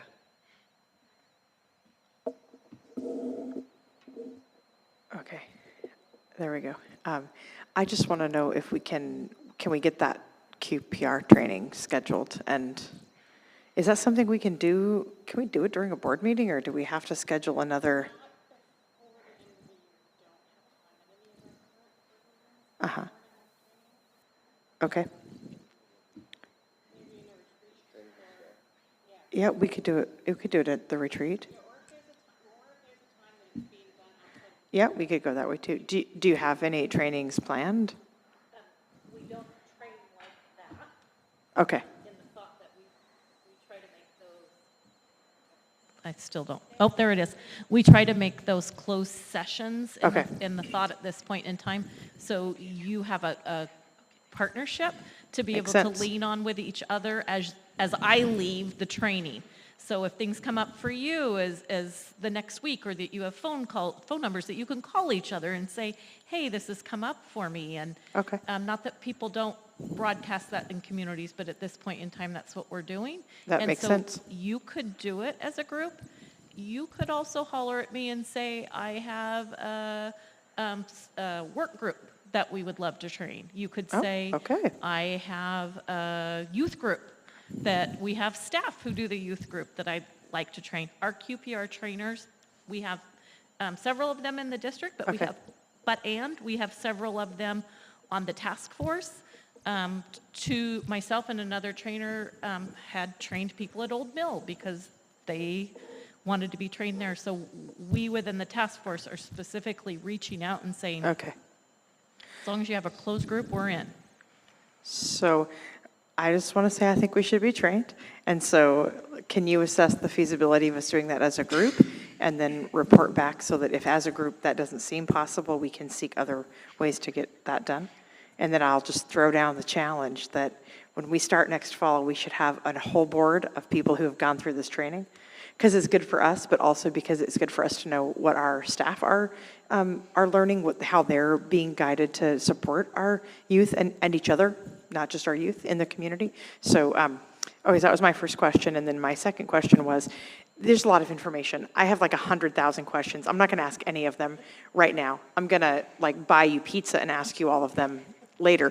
But my question that I do have right now is, she's like, okay, pizza's fine. Okay, but my question right now is, what do you need from us as a board? How do we make it very clear the ways as a board that we support the work that you guys are doing? What do you need us to message? Where do you need us to be to support this effort? I think Sammy touched on a little bit of when I think about turning two directions. If I think about turning in, I think about that grid of staff who are just laboring intensely. When I think about the work that our family advocates and our school counselors and social workers and mental health staff are holding, it's just enormous. It's enormous.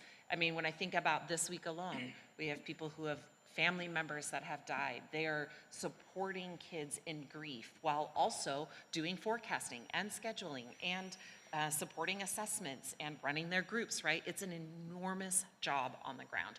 And if I think about your role in that, I think your appreciation, recognition, and acknowledgement of the labor of those staff means a lot.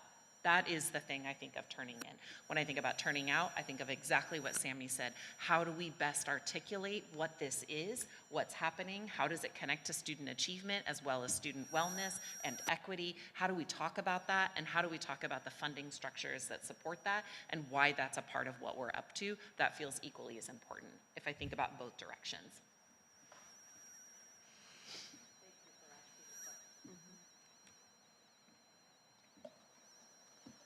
This was a profoundly humbling presentation. Thank you so much. As I was listening to you, I'm the old guy in the room, I realized. Ryan nodded yes. I don't want to get into it, but he definitely I look around nodded. the room and I think back to when I was on the board in 2013, when I first came on. We didn't have conversations like this. I mean, we talked about, mental health. We had the Youth Mental Health Coalition, and, we had had a rash of suicides around that time. But I really, really appreciate the coherence I'm seeing tonight, which I think is unprecedented even in recent years. It's just something happened over the pandemic. You guys did something, and this is, for me as a board member, this is the first time I've seen, I'm going to quote you, Sabrina, multiple intersecting challenges that our children are facing. It's finally clear to me as a board member. So thank you for that. My question is not for you, it's actually for the superintendent. As we address Goal 4, and thank you for putting it up, because I think about the work, this report that you've shared with us, this work that your team is doing, and our Goal 4 does in no way, it vaguely relates to the work that you're doing, but it certainly does not reflect the focus that this board needs to have to adequately support the work that you're doing, supporting children. So my question for you, Ryan, is when we address Goal 4, may we please have these humans in the room with us to really inform us in doing that work? Because that whole goal needs to be taken apart and put back together in a way that really reflects where we need to be and where we need to be going. Yeah, I think that's actually something that I came away with from the presentation that Heidi shared. And one of the things that I had written down was about development of goals together with staff. And so I could see the benefit in that. I can see the same thing around teaching and learning related to the academic component. So I can see, so in some ways it feels like as we start to establish if those are the goal areas we're going to maintain, then we would need to have time allocated for each area to work with staff to, when we did it together in retreat a long time ago, We broke out by table group and we talked about each individual goal, but the loss in that was that there were a couple of people engaged in each one of the goal areas and delving into that. And so I think as we think about the structure of it, I think that's something that Sarah and I will need to continue to work on, because I see the benefit in that with just about every one of our goal areas right now. I know my time doing this work is running out, and God, I would love to be part of those conversations, but my avocation for this board would be to go slow and take the time with people like these folks and get those goals right, because they are so crucially important in focusing our attention. So, even though I'd love to be there.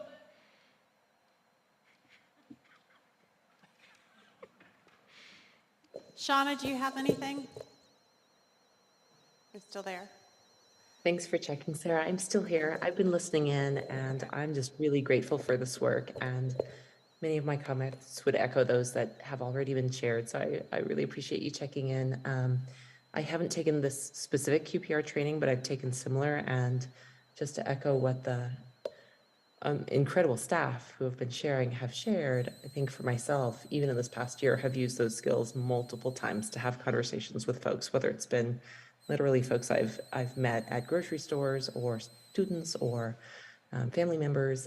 I think that I appreciated you asking Therese about us participating in trainings, both to be in solidarity with staff offering that support, as well as having those skills ourselves in the community. So I'm definitely looking forward to following up. I just really appreciate the incredible work that's happening to really meet students and their families holistically, as well as think about how we do that as a community toward support and elevating the role of resource families as well. So thank you.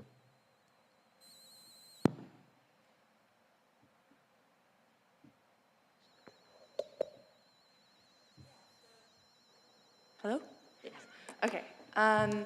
Hearing all of this is just obviously super impactful. Our mental health therapist at CV, Yolyn, I love her. And I think I love hearing what you're having staff trained in, and I love hearing like all of the support coming from kind of like above. But I think my question for you is, what can fellow students do to help, and is there programs that we can invest into to kind of better help our peers? Because I think a lot of times students and peers are maybe the first people to hear it. Yeah, yeah, please go. But I have something I want to say. Go. You have the SAM Club, Students Advocating for Mental Health at Crescent Valley High School, and you've had the opportunity for two amazing young leaders, Cece and Charlie. I'm going to give a shout out now. They're going to have to watch because I brought their names up. They have created and facilitate a student mental health advocacy coalition and want to continue that at Crescent Valley. I don't know what grade you are. Oh, and they need leadership. They are seniors and leaving, so I'm going to have a push there they need leadership for next year. If they have the opportunity to put a resolution within the leadership team within Crescent Valley High School to have a lead of mental health advisory to be within leadership as they leave this school community, to make sure that that is as important as other student leads. Cece and Charlie both belong to the Corvallis Community Suicide Prevention Task Force. And you also have sources of strength within your building and the excellent opportunity to be there for prevention.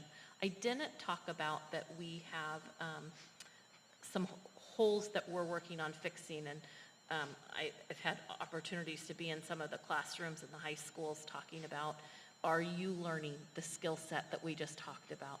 Now, QPR is a skill set that only QPR trainers can give, and because of that, it's a narrow focus, but there are other programs with other acronyms. One's called Signs of Suicide that we're looking at bringing into the high schools that the middle schools have started that opportunity. So that thought of like, who are students going to talk to first? It's not going to be me. I am way too outside their age demographic to be able to hear and hold. And so getting you prepared for those conversations is really, that's our push. Not to say that you haven't had it in health class, but specifically giving to our staff specific curriculum so they're not digging through different means of ways to get that information out to you. Yeah, thank you. Charlotte, I would add, the other project that we've been working on in conjunction with our school counseling teams and mental health staff has been partnering with Youth Era. They're a peer mental health agency that works statewide to uplift and educate youth in mental health outreach. And the goal of this partnership is to build the foundations of peer wellness training for our students, to be able to equip students not only with the core skills of things like QPR and being able to support each other, but really building the foundations for students who are looking to enter the field of social service or mental health, and training them to not only go on to do that, but actually to join us in some work that they would do while students. And so that is a new project that we've been working on the foundations of this year, but our hope is in the next couple of school years that we would be able to put that in place. So thank you so much. Great question. It was on a second ago, now it's not. Thank you. Vince was talking about our goal, and that goal number 4 has always felt inadequate. And I think when we wrote it, we had no idea what we wanted it to be. And now, rather than us setting the goal and you all meeting it, you all have taken off and built something that now we need to make that our goal. So, and I haven't been on the board for as long as Vince, but this work has just grown and changed and developed in ways that are so amazing. And we think about the lives we're saving and the families we're saving, and those students who've been left behind historically, and this is what's going to reach them. And I'm seeing families in like a parent social media group that I'm on, and a parent will post something about, my family is in crisis, what are the resources? And people will jump in with, go to your school, there are amazing resources at your school. So that's becoming something that's there. And I get pushback sometimes from community members that we're investing so much in this work, but really it's not helping other places. And we have families and kids where we are, so they're not going to learn if they're in crisis. So this is just such amazingly important work, and I echo my colleagues' desire to really use your knowledge as we set goals going forward. And I feel like we should be like yelling from the hilltops, like, this is the amazing work that our district is doing, because I think it's really important for people to hear. So thank you. I have to speak, sorry. I wanted to go back to what Sam had asked about the possible funding, and I will say yes, please, anything, because retention, as we know, is really hard in this level of work because of true burnout, and we're starting to see it. So when I hear my colleagues say just a recognition, just a little bit more boost really goes a long ways to knowing that they're just not doing production work, that they're intentionally coming in and giving it all. And even in spite of even the burnt out and the tiredness, there's still constant conversation and movement of how we can bring in elements of trainings for our parents in English and in Spanish and mental health. So in spite of all of that heaviness, they're still looking at, how do we reach the masses? How do we educate? How do we lean in? How do we bring in, right? And I again, any funding, I'm a good lobbyist, let me know, I'll help you.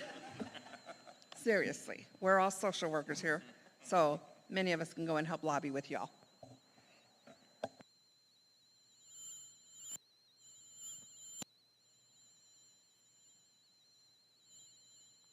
So Shauna can hear. We're going to take do you want 5 or 10 minutes? 10 would be great. Okay, we're going to take a 10-minute break. So we will return at 8:41.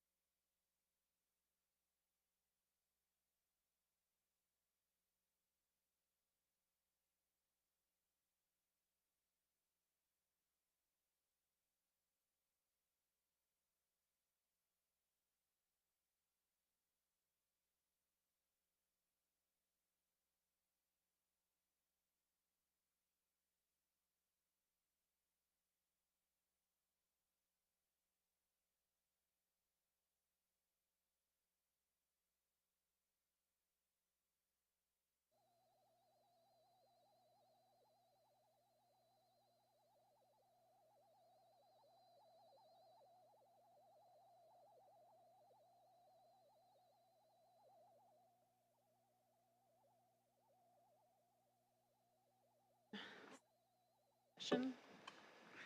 And the next item on our agenda is the report on our communications audit with Kelly Losi.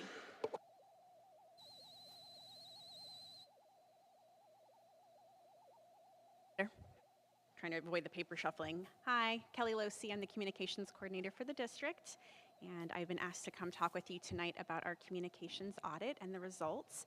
The timing is excellent as Heidi just provided the results of the board listening sessions, and I think you might hear some common themes. So I'm going to share my screen. And get this out of, course I gotta be able to get to say I need to, hold on. Nope, it's not gonna work that way.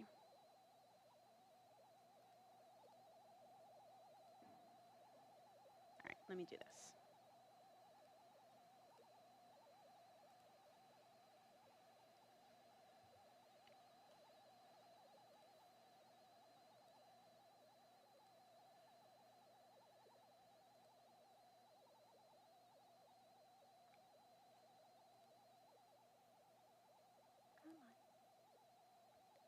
There we go. Okay, I don't see it yet though, all I see is my face. Oh, good.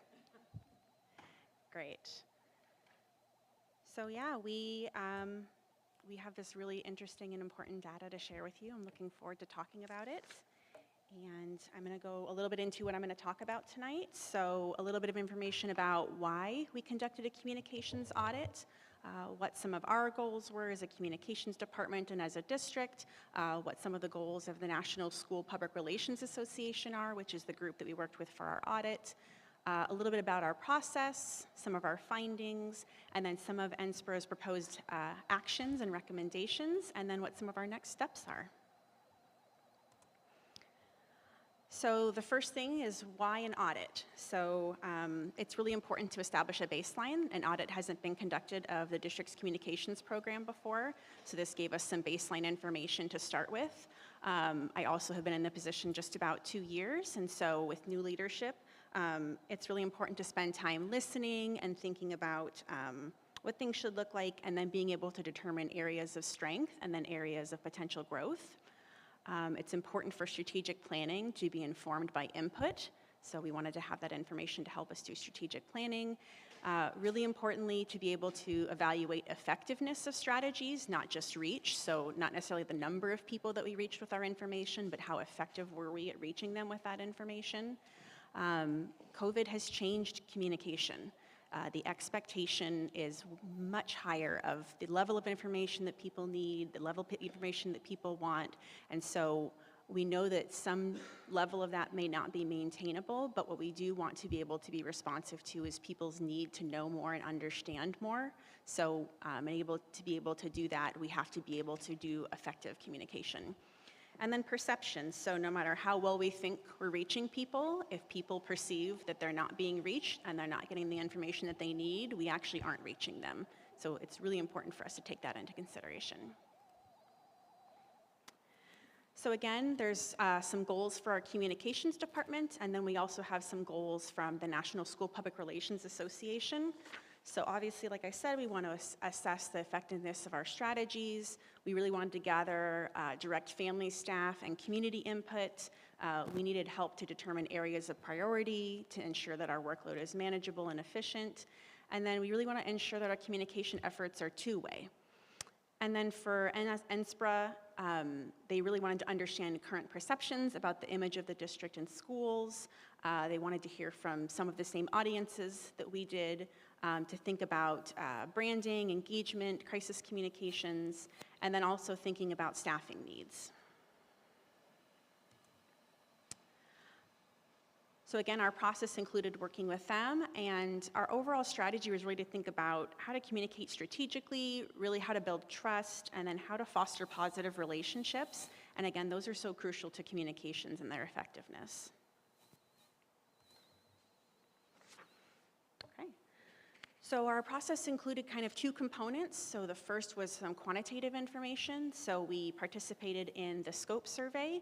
And as part of that survey, we looked at communication preferences, perceptions, ideas, When we spoke to staff and families and community members, we worked with NSPRA to determine kind of target population numbers that we wanted to try and reach to help us have kind of good margins of error in our data. And we wanted to be able to inform our process as we moved into our focus groups. So that information from that baseline survey was really important. And because I know a couple people are going to ask, we did not collect demographic information as part of our survey collection. And what I'll say is that's part of NSPRA's process. And the other piece that I think is important is that we really felt it was important to get information from staff in terms of the building that they worked in or the department that they worked in. And same with our families, we wanted to know what schools their students were in. And so that had the possibility to really provide identifiable information. And so it was really important to us to provide an anonymous opportunity for feedback. So while we didn't collect that information, we did have some information available in multiple languages, so it gave us a little bit of a sense of kind of how we were reaching those populations. And then we had one of our qualitative elements, which was our materials review. And so you'll notice looking at some of these materials, they're very specific to the communications department.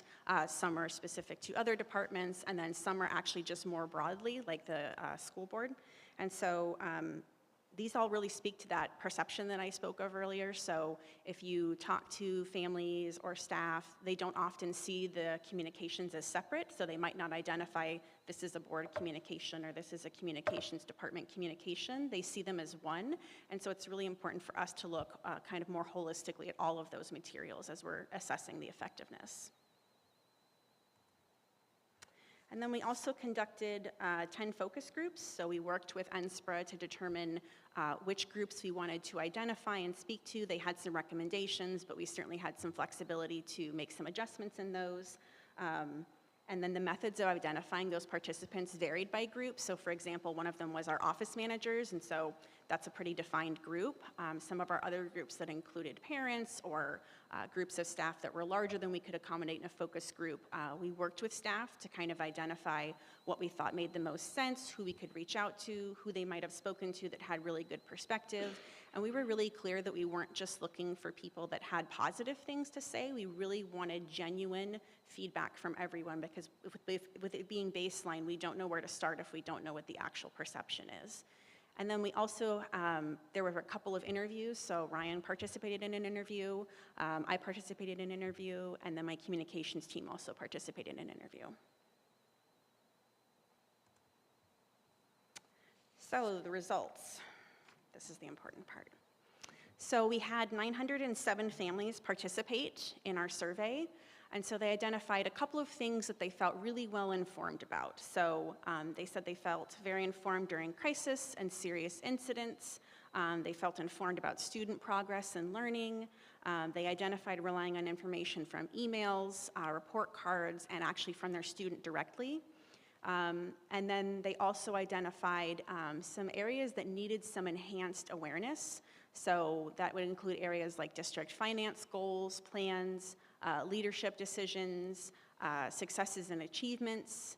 And then, there were some questions about from their building and then some questions about from the district. And so specifically from the district, they identified really wanting to have more input and then their opinions, seeing their opinions as more valued, and then where to direct questions and concerns at the district level.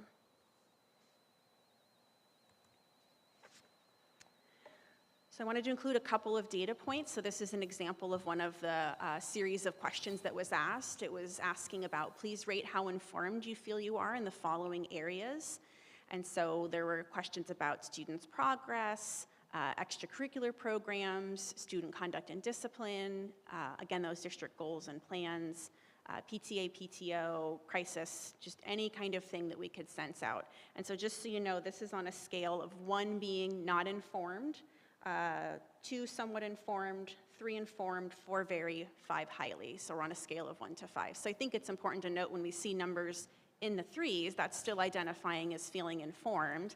But it does give us a sense of the areas, like we'd mentioned, the crisis piece was significantly higher than some others, and then giving us a better sense of the areas that people felt that they weren't necessarily informed in.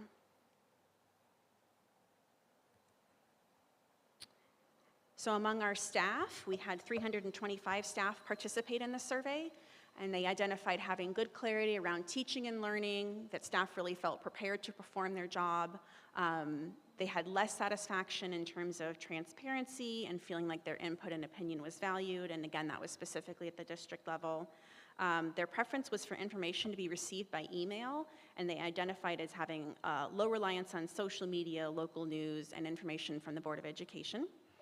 They also said they needed enhanced communications around finances, again, leadership decisions, district goals and plans, and one piece of information that's one of kind of my most exciting findings in all this was how to be an ambassador. So we had several staff who identified really wanting to be that champion and help us share these messages around our district, but they just didn't have them in their hands or have the ability to share that information.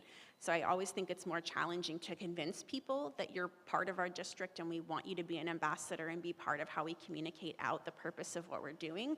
So the fact that we already have staff that say that and we just simply need to get them the tools to do it, to me is kind of an exciting quick win that we can have an opportunity with. And so again, here's another piece of data. So this is asking about how much they agree with the following statements about communications. And this is looking at schools or departments that they work in, and then district administration, so the district office. And so I think it's really good to note that among kind of their department or their school, the feelings were high. So this is again on that same 1 to 5 scale. So strongly disagree, disagree, neutral, agree, and 5 being strongly agree. So the fact that they have a significant amount of trust and reliability of the information coming from their building is really positive. It's also interesting to me to note some of the areas where they're actually pretty close. It's not a significant difference between the two. And then there are some areas where there's more of a difference. And so again, I think this speaks to that importance of that ambassadorship piece. That we're helping get the right tools and the right information in everyone's hands so that they can help talk about the work and champion the work.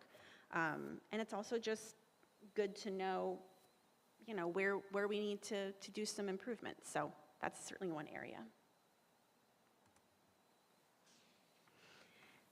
And then we have our community results from this survey. So we had 102 community members participate in this survey. They identified relying on the district calendar, friends and family, or the district website to get information. They identified that they prefer to get information from the newsletter. Hint, hint, you can sign up for that on our district website. And they identified enhanced awareness, interest around, again, goals, plans, finances, facilities, leadership decisions, the piece again about input and opinion and involvement feeling valued, and then transparency of communication. So our last data point for our community survey, so please indicate how much you agree with the following statements, and this is on that strongly disagree as 1, or yes, strongly disagree as 1, strongly agree as 5. So being able to determine where and how they could direct a complaint, question, or concern. Communications are easy to understand. So you can see in this where those direct responses came from that I said were kind of our areas of potential growth, and then our areas where we were doing a pretty good job. So the next slide talks about overall perceptions, and so what this means is we took all of the information from the survey, and then we took all the information from the focus groups, and then the auditors put that together in our overall report that combined all of the information. And so they're looking at all of the data that was collected to kind of come to these overall perceptions. And again, these are kind of broken out by group again. So, participants in pretty much every focus group cited the district's work in equity as a strength, but they definitely identified wanting to better understand how that work positively impacts our students. The community support of the district was mentioned in almost all of the focus groups as well. When asked to name 3 words that describe the district, so caring and inclusive were 2 of the top words that came up. And then focus groups really mentioned quite a bit about the lack of focus or clear vision for the district, and most of them identified being unaware that the board was working on improving and changing the goals. So again, this is really timely to be talking about this work.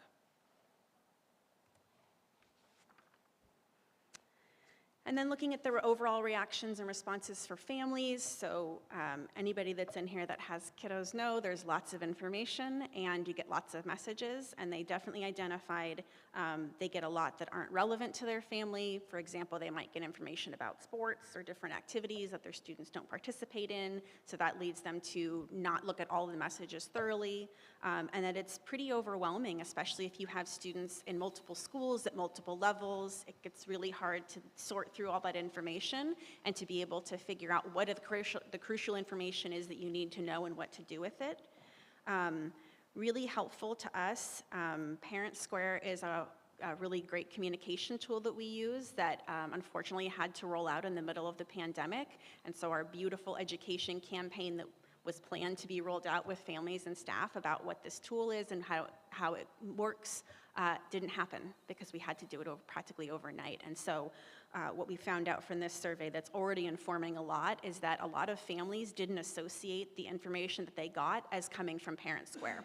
They associated it as, I got an email, I got a text message, I got this automated phone call. They didn't actually understand that it was coming from Parent Square. So when we say, watch for this information through Parent Square, it's a disconnect. So that's something that we want to go back and really work strongly on, because I think it's an amazing tool that has some great capabilities for us.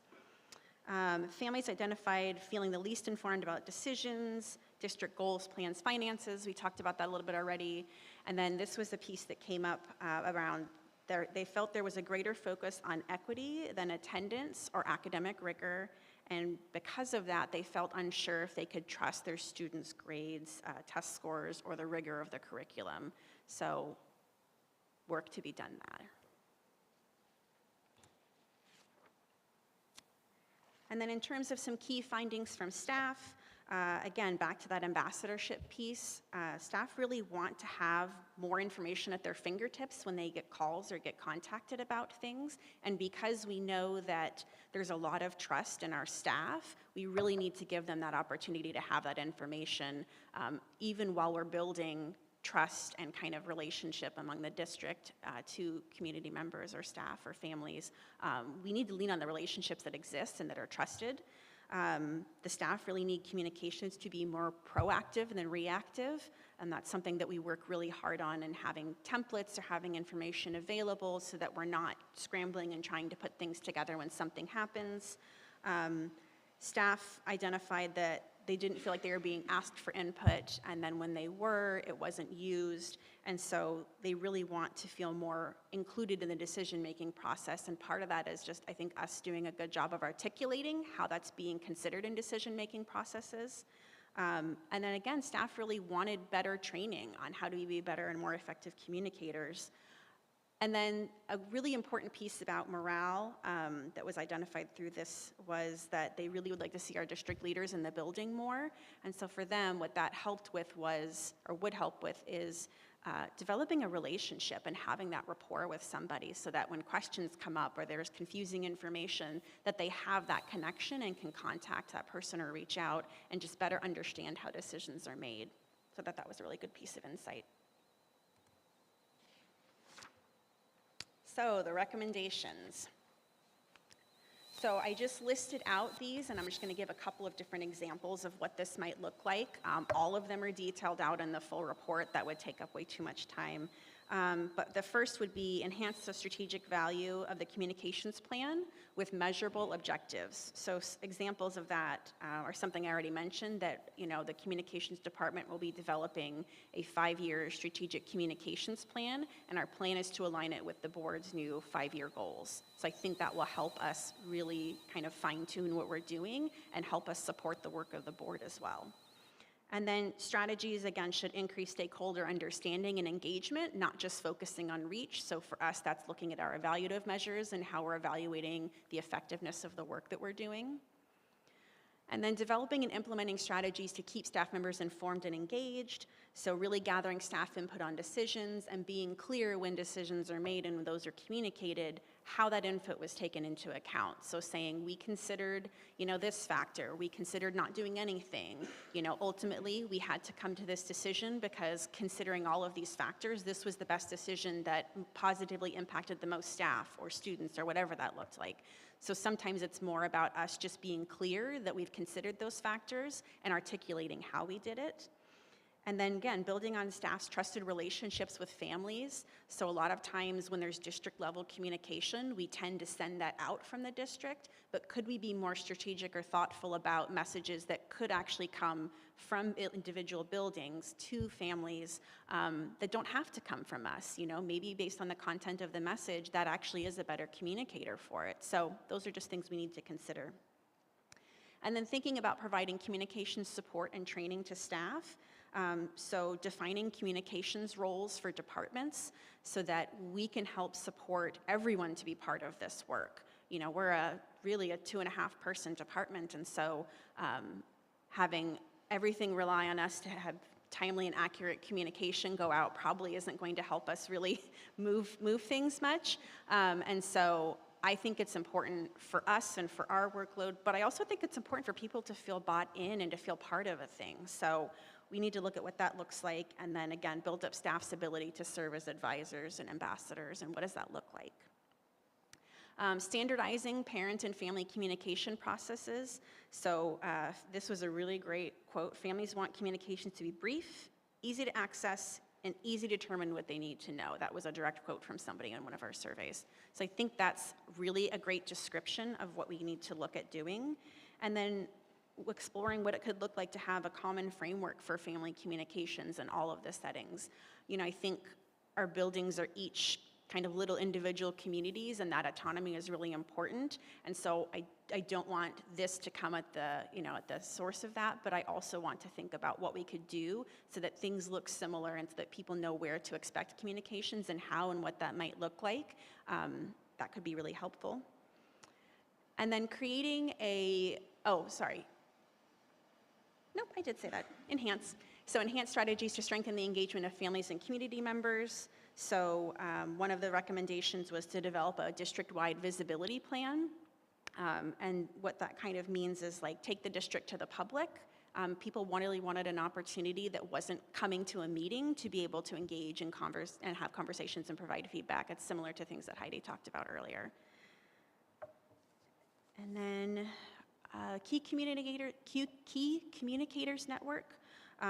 So this is really external partners and pulling together diverse opinion leaders in the community and really having them serve as a sounding board or kind of a testing ground for things we're thinking about.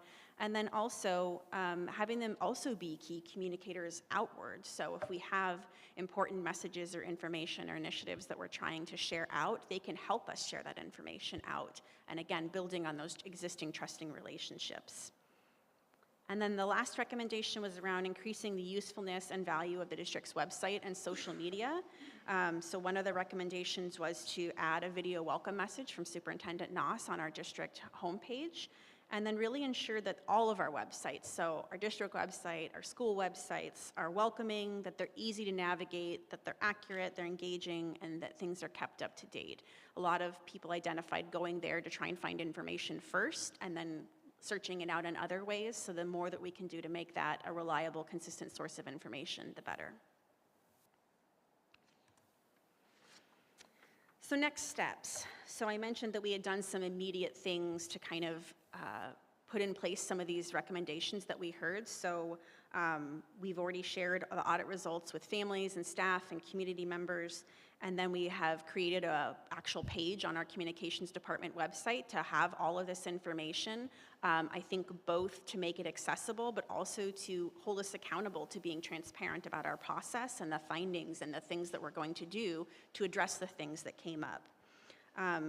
We pretty instantly kind of developed a different format for some of our messages. So now at the top of all of our messages that go to family and staff as much as possible, we have a little section that says what you need to know. And it's a couple of bullet points. And if you don't read any further than that, you can know that that's the information. And then there's a little bit more information at the bottom of the message so that for people that want more context or need more context, they can get it. If they don't want to or don't need it, they can read that top piece and be done with the message. So we've gotten some positive feedback on that already. And then, you know, when we develop talking points about different things, we're doing that piece about considerations. Here's what we've considered in this decision. Here's a consideration that we didn't actually end up having the ability to do because of these reasons. So those are a couple things that we've already just started to do because they were easy to grab pretty instantly after we got that feedback. And then, as I mentioned, we're building our 5-year strategic communications plan. We're going to start doing that here shortly and probably over the summer. And then my hope is to return back to groups that we've been talking to and sharing this information with to share what that communications plan looks like and really be clear about how the feedback that they provided really gave us the framework for that plan. Because everyone that's done a survey and then not known what happened with the results knows how it feels to be asked for your feedback and then have it not folded in. So I just want to be really clear that we really value and appreciate the feedback that we got from everyone, and our plan is to demonstrate that by being clear about how our strategies address those things that we heard identified.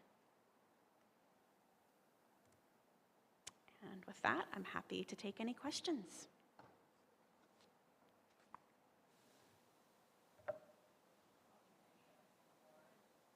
Or observations, anything.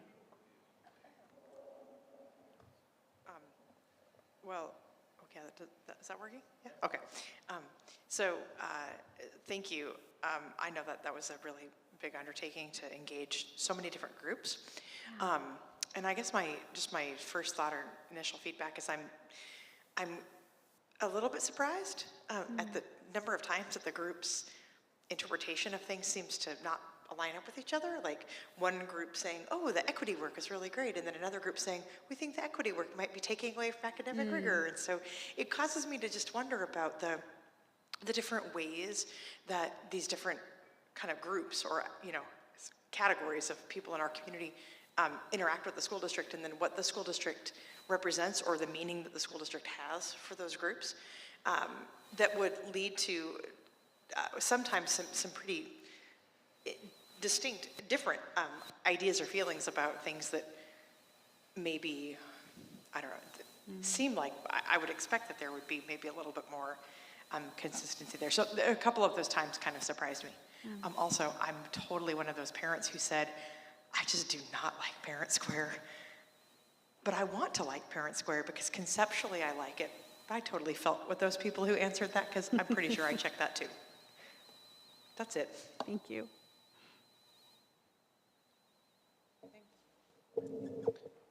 I know we're giving you a lot of information tonight, and at some point it feels like there's so much information coming at you this evening. I recognize that because this is a weighty night in terms of content. But what I want us to think about and take away is that I think there's things about the two reports, one with the communications and the other with the community engagement sessions, where there's overlap, and I think that there's an opportunity to address some of the things that came up around communications straight away as we're working on revising these board goals. So I just see that while it's a lot, I see so many connections between the two things that I hope that as we think, again, are thinking about our board goals, that we're also thinking about this communications audit and how some of those things play out. Yeah, I've kind of gone full circle. When I initially read this, I was like, wow, we need a whole communications goal. It's gonna be goal 6, communications. And then I'm like, well, wait, no, communications is cross-cutting. You can't be an individual goal. And I'm just like totally at sea with the whole thing. But I completely agree that there's a lot of intersections here. One thing that really stood out to me is the impact of our lack of really intentional communication. And not a surprise. I mean, certainly the board has struggled with having an outwardly facing or engaging the community, and we don't really have a brand. I mean, we really don't. We have these multiple perceptions of what the Corvallis School District is, and that doesn't always align with our own perceptions of ourselves and the type of work that we're trying to do. And so I just really appreciate this tremendous undertaking that you've done, and I think it's going to be really, really valuable. I'm being selfish now. I'm wondering now, where does the board fit in all of this? You don't have to answer that question tonight, but as over the coming months, what role do we play in that? I mean, I think one answer I would have is it's in the work that we do after this and as we look to align these two pieces, because my feeling is if I do my job correctly and my department does our job correctly, we should help be able to elevate the work that you all are doing. And so I think the more we can look at both of those pieces as I develop my communications plan and as the board develops their goals, they will only strengthen and build off of each other. It's almost like two gears that weren't on the same alignment are now in the same alignment, and we have this opportunity. So I think there's a lot of really exciting work to be done. Great. No, this is a very exciting report. Thank you. Yeah, thank you. So thank you. Really appreciate being part of the audit during the work group with Therese, and really learned a lot from the process, hearing from community members, giving feedback about it, and then when you reported back saying thank you for closing the loop and telling us about communicating with us what the audit is. So we were walking the walk through that, and you showed that we're doing immediate actions. One thing I just want to highlight is this communication audit will help us provide consistency and good systems for communication. And I want to just emphasize what you just said about celebrating the work we do and highlighting the challenges that we navigate so the community knows about them the way that we know about them. I think that's success. And they know about the issues that their children navigate the same way that their school building knows about it. That's the dream. One thing I think, I'm not sure maybe the full reports have captured, and I'm sure you are capturing already. Number one is the big picture, always having the big picture in context. And it's so important. Sometimes an incident might happen or a news article might happen, and you do a phenomenal job in providing the community and the reporters with a narrative. But then, you know how telephone game goes. We need to keep our consistency on telling people, here's the big picture of what we're doing about the system involved with an incident or event, whether national, local, or state, or something that's district specific. I think that's going to be really critical, and is how are we capturing this big picture and how all the findings of the audits are going to be aligned with it. The second thing that I think is going to be important, and I know we do it, the interjurisdictional coordination and communication. Under the hood of the communication machine, there is this communication that we do with the county, with the city, with law enforcement, with health care providers and social services providers. And that kind of coordination that we do is part of the success of our communications plan. So I'm not sure if you're going to capture it in the strategic plan, or is it implicit? My leaning is it should be captured one way or the other. Yeah, so one thing that we have in our region, and I don't know across the state, is we have a public information officers network. And so across Lynn and Benton counties, we have a whole group of folks who do my job, but for fire departments, or do my job at the county. And our group has a lot of camaraderie, and we do training opportunities. And the group really supports each other. And it's, for example, somewhat people that I know I can lean on if we needed extra support or help beyond the capacity of our staff. All I have to do is ask these folks to help and be part of the work. So yeah, I agree that it's important to not just know that we're doing that, but to capture that and to be clear about the value of those partnerships, because all this work is too much for just any one person or any one group. Takes a Sammy. village. Thank you. Yeah,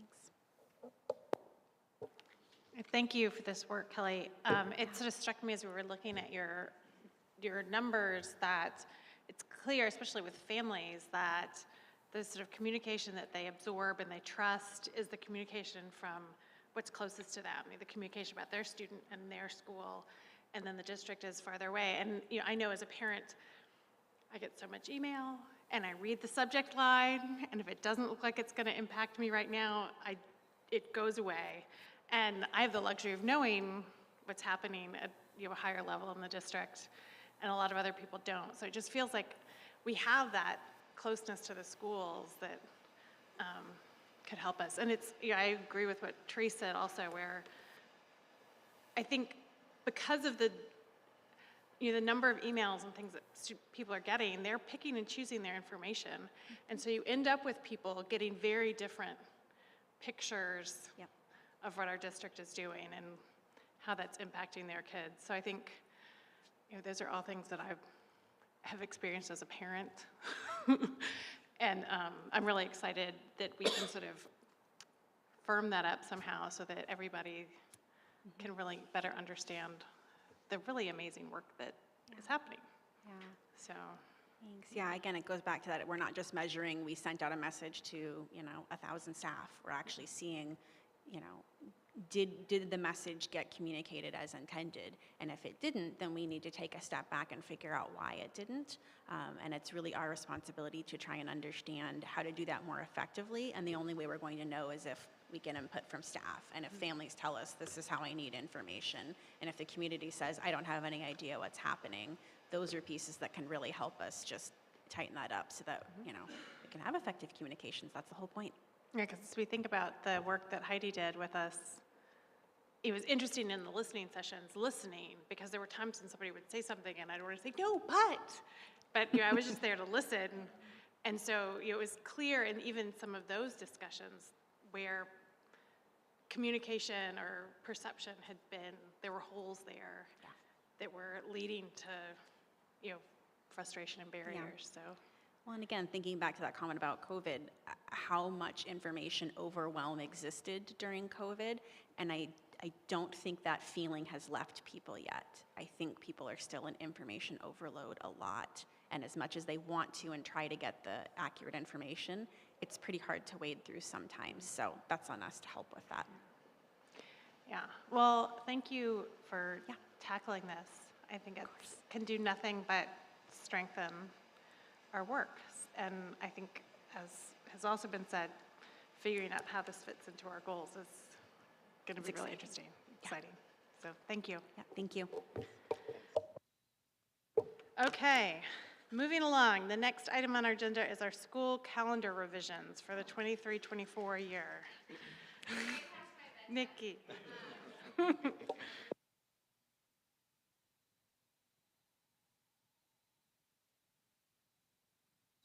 Okay. Hi, I'm hoping that you already read through what was submitted for the calendar revision. So last year was the first year that I worked with Amy Leeson to create 2 years worth of school calendars. And it seems like it should be a fairly easy, straightforward thing to just count days. But when you go into factoring student days, teacher work days, holidays, conferences, snow days, and all that, it's actually pretty complicated. And so next year will be the first year that a calendar that Amy and I created would go into place, and I felt like there were some things that happened this year and things that we experienced that made me reach out to my colleagues and say, I think maybe we could make some slight revisions so next year's calendar is a little bit better. So I just want to be really clear, there's only two days that get swapped, really. We make, I gotta find that part. So our proposal is 2/20 was a snow makeup day or non-school day. 2/20 was a non-school day. And we want to make 2/1 a non-school day and make 2/20 a school day. So those are the only changes to days that students actually attend, are the 2/1 and 2/20 changes. The reason for the change is making 2/1 a non-school day would put 2 days back to back, February 1st and 2nd, for the transition from the mid-year point, so from first semester to second semester.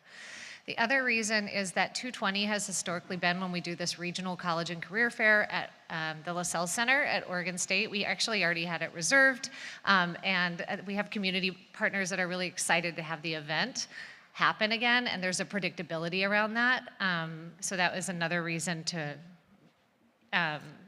consider that change. So those are the only changes, again, to the days students attend. The other changes that are proposed are just changes to the purpose of the day. And that is to add in additional snow days.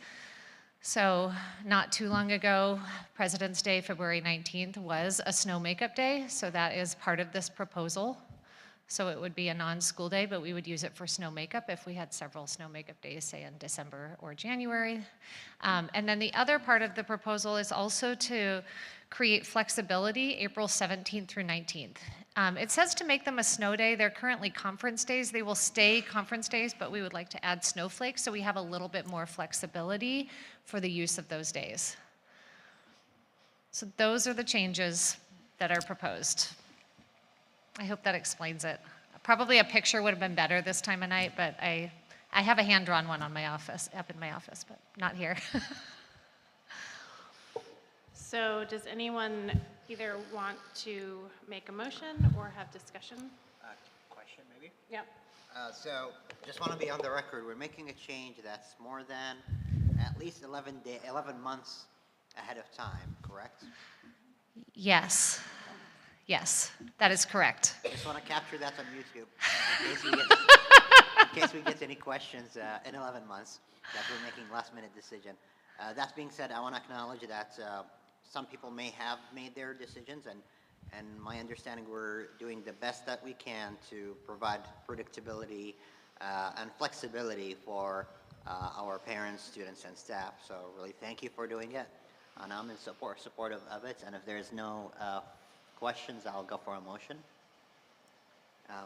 So Madam Chair, I move to... Do you have the one that doesn't have the motion on it? I do. No, I don't. Okay, somebody else has the motion. I can't get onto my Chromebook right now. Madam Chair, Yes. I move to adopt the revised 2023-24 school calendar as submitted. Second. So it's been moved by Vince and seconded by Trace that we adopt the revised 23-24 school calendar as it's been permitted. Is there any more discussion? Nope. Director Baker, how do you vote? I vote aye. Director Alabraba? Aye. Director Adams? Aye. Director Jones? Aye. Director Tomini? Aye. And I vote aye. Passes unanimously. We have a revised calendar.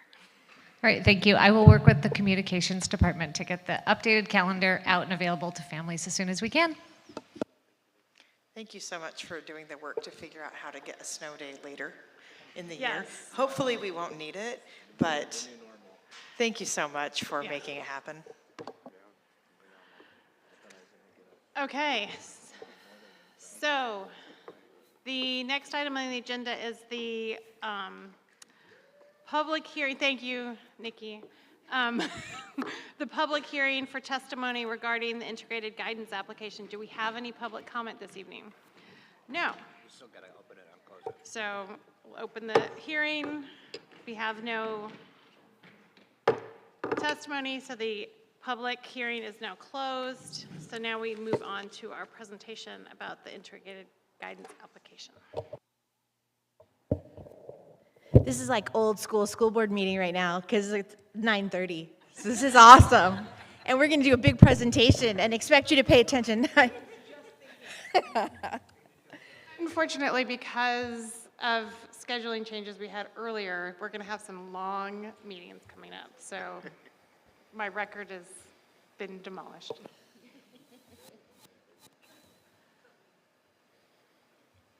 I don't know how to do this. I'm going to learn how to do this again. What am I sharing? I don't even know. Who can help me? I do, but okay, so share screen. Where's your presentation at? It's right, it's in there. Should I separate it out? Like, okay. Okay, now I'll do it.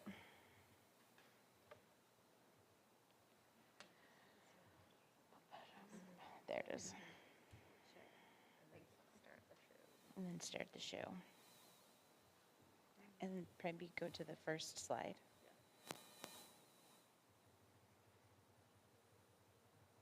Don't get too excited. You're watching it in reverse. It's 9:30, everybody. All right, here we go. I'd like to welcome the powerful group I have sitting here with me tonight. We are going to talk to you about the integrated guidance application that is due to the state so that we can get the money that we need to do all of the things that we have heard about tonight. It's hard to go last because Nikki goes to bed at 8, but beyond that, I like the idea of going last because you're going to see connections between what you heard in Sabrina and her team's presentation and how we're funding that through this application process. So with that, here's what we're going to be doing tonight. We're going to talk to you about what integrated guidance is because some people don't know what it is, and it's okay because it's a lot.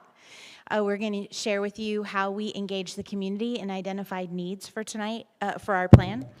And we're going to then present our plan to you. The big giant plan is in the board packet, but we're going to give you some highlights, and we'll be here to answer your questions. And then we hope at the end you will approve our application so that we can submit it to the state. These are the 6 programs that have been integrated in order to make the process for applying for funds that much easier. The 3 programs that we are going to be focused on are High School Success, the Student Investment Account, and Early Indicator and Intervention Systems. We do receive funds for CTE, Career Technical Ed, but it comes through our High School Success funding. Am I right? It comes through, so our career and technical education funding is Perkins.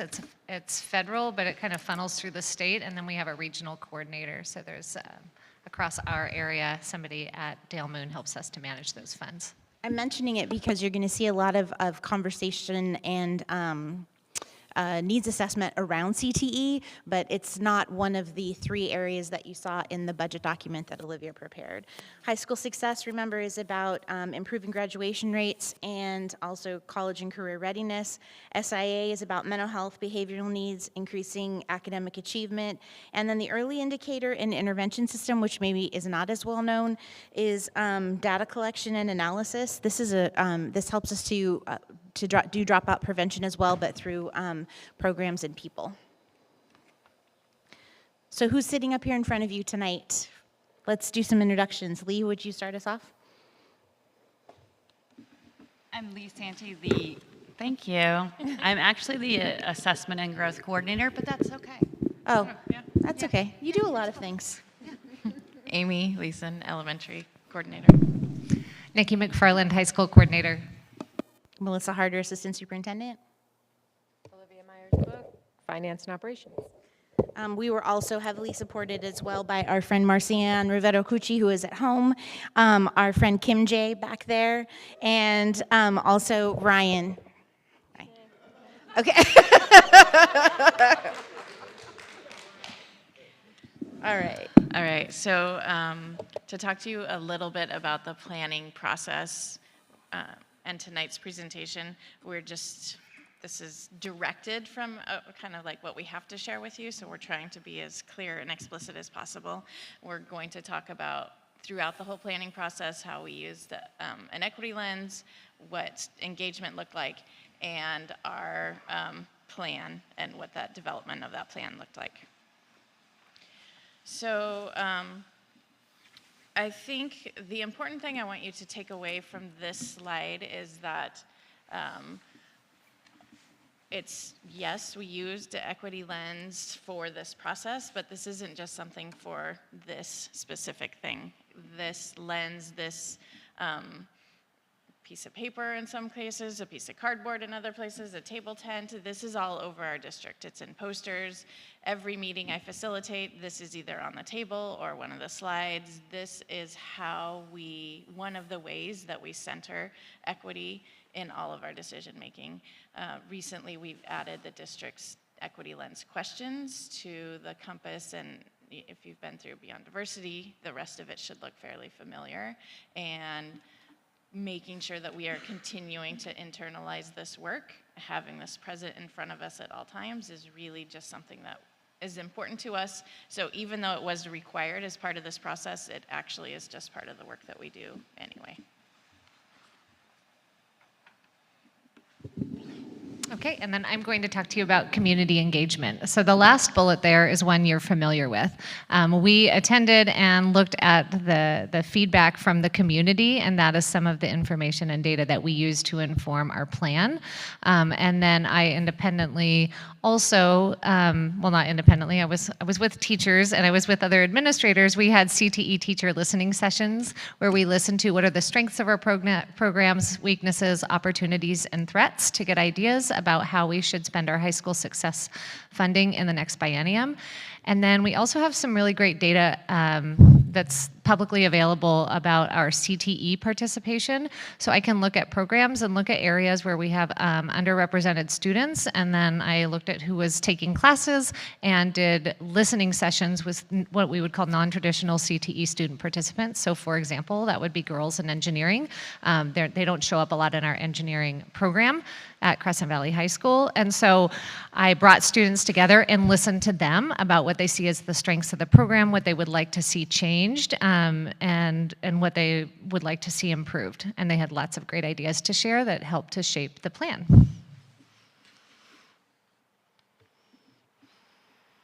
So through that community engagement and also needs assessment, which is not really reflected in this slideshow, but we did look at our data, and that data you've seen before in the district improvement plan presentation. So we use that data, we use the information that Nikki gathered in her sessions, and remember we also glommed on to the community engagement sessions for you so that we could listen to some of the answers to questions that we were going to face.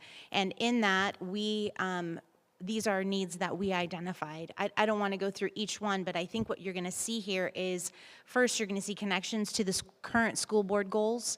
They'll come, they kind of stick out to you. Also, connections to the district improvement plan, and then connections to the first presentation from the other part of our student growth and experience department that presented tonight, with talking about maintaining our mental health program, social emotional learning, and so forth. So a lot of connections there, but these were the needs that popped up to us as we identified them through community engagement.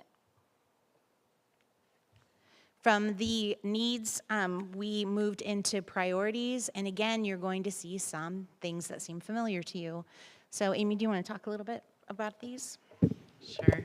I think Melissa said it, and these shouldn't feel unfamiliar, and hopefully listening tonight to all of the feedback we've heard, that these priorities align with what we're hearing and what our priorities for our department. Academic achievement, those are goals that you have seen before, and they continue to be priorities for us. Health and wellness, and areas that stand out again tonight, and then equitable systems. So those three general areas, and then you'll see how our plan evolves around all of those three areas. Yeah, I think I would just add, going back one, sorry, yeah. When I was looking through all the data for the priorities, it felt like really a laundry list, and I was like, how do I make sense of this? And then I thought, oh yeah, we have sense already in our system, so it was nice to see the alignment and not make it feel like this out of control list. I'm next. Okay, so and then there were also many things identified in the listening sessions that I did related to real world learning, and so one of the things that our students said already exist, but that we could continue to strengthen, are career and technical education programs. So they said continuing to support our schools with teachers that come from industry. And I heard from students in that non-traditional listening session I did, I want teachers that look like me or are like me. I sometimes, I heard from some students, I feel like I'm the only female in the class. And that includes my instructor. So they also said we have great equipment, we need to continue to invest in that and make sure that we're using the same type of equipment that's out in the field and in the workplace. And then they also said we need to continue to improve those facilities. So those are some things that they see as areas for us to continue to focus on. We need to be more connected to college and career. Earlier this year, you saw and heard about the Youth Truth data, and college and career readiness is something that continues to be an area for growth for us, and it's something the students said we need to do better. This year, I feel like there are a lot of partnerships and more connections being made, and in part because of the listening sessions, and that shows up in our plan. And then we need to involve families more in helping them to understand how our pathways starting in the 7th grade connect all the way to post-secondary, and then outdoor learning also showed up. And you're still on. Yep. I'm still on. Oh my goodness. Okay. Okay, so strategies, sorry.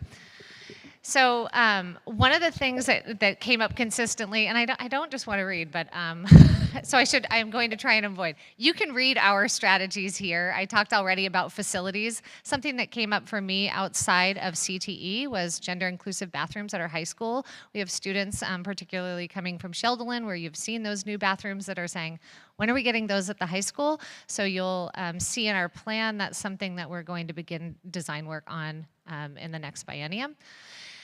We actually met with architects yesterday to start getting ready for that. So that's exciting. And we're also looking at facilities improvement of our culinary space. It's a space at Crescent Valley that wasn't touched. It still looks like a home ec classroom from whenever that building was built. And that's really exciting work too, to start thinking about having a space that looks like the space that they have at LBCC, for example. They talked a lot about just continuing to support our teachers. I think we hear that from our community in conversations related to behavior. We also hear it in conversations related to what students are learning.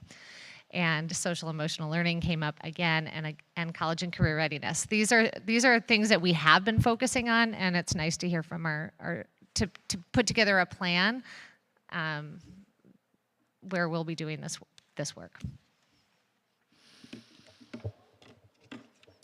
Okay, so the key investments that are outlined in our plan, many of these are not new investments necessarily. They're investments we've been making with those funds in previous years, but there are some expanded efforts and some new areas that we're looking at, including gender inclusive bathrooms, which Nikki just talked about, and then middle school alternative pathways. So all the other investments you see presented here are kind of the big dollar items that we've outlined in our plan, and those two are newer to the plan. The other ones are really more of just maintaining those investments we've been making, and ensuring that, you know, we kind of have that balance between what we're seeing in the needs assessment and making sure that our investments kind of align across the board with those needs.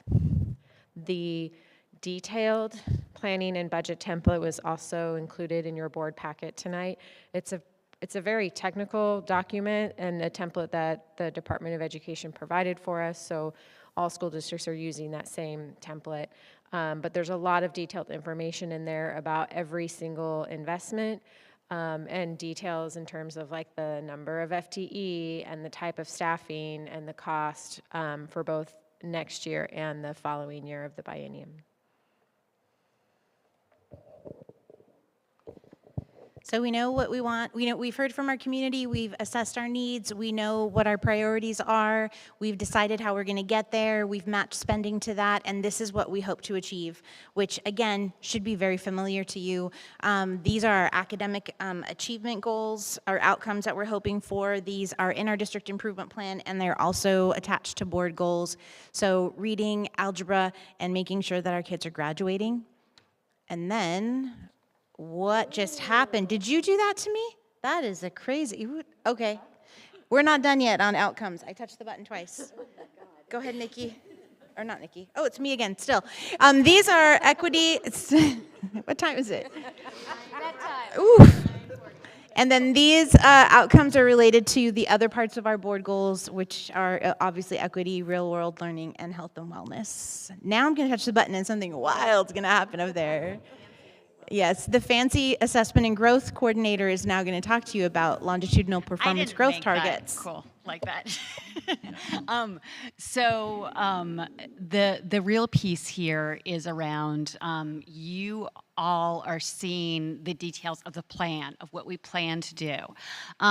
We will be coming back to you once that plan's submitted.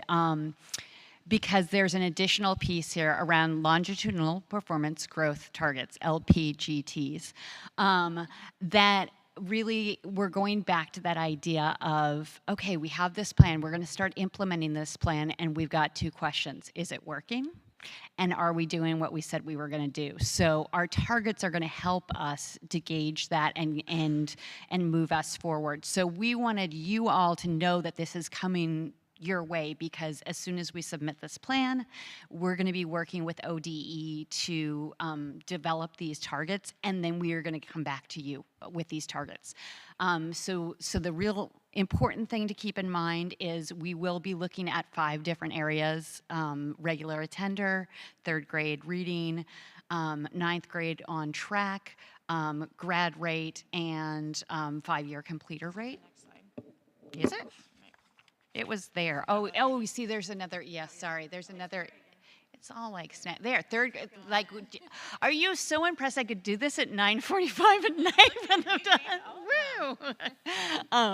And we'll be writing targets, both a baseline target, which is kind of like where we think we're going, a stretch target with if everything really goes well, that's where we want to get to, and also a gap closing target to make sure that we are disaggregating our data and looking at how different groups of students are performing on these measures.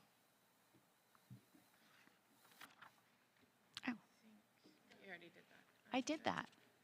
We were talking about, is this a repetitive slide, but it also talks about how we're what data we're collecting. So I didn't know if you wanted to talk about that. Yeah, well, the other thing that we want to take note of is, and we've talked about this when we talked about our improvement plans, that we have our achievement data, we also have experience data, and we can't separate the two. We cannot have successful student achievement without successful student experience. We can't have successful student experience without successful achievement. So those 5 measures are very much centered around student achievement, but we are also looking at other measures around their sense of connection, real world learning, and trying to connect those two of both the student achievement and student experience for success. Okay. This is the next step for this process. Our application is due on March 31st. ODE is going to review our application, and then a group called a QALP is going to review ODE's review of our application, and then quality assurance and learning panel. And this is supposed to be, we're also going to be coming back to you with our longitudinal growth performance targets, and to talk to you more about where we're headed with that. And those are goals that we're supposed to be working with ODE also. It's like it's a collaboration. And since Lee knows so much, they've already tapped her to help with some of the training in our ESD. So that's how good we are. Any questions?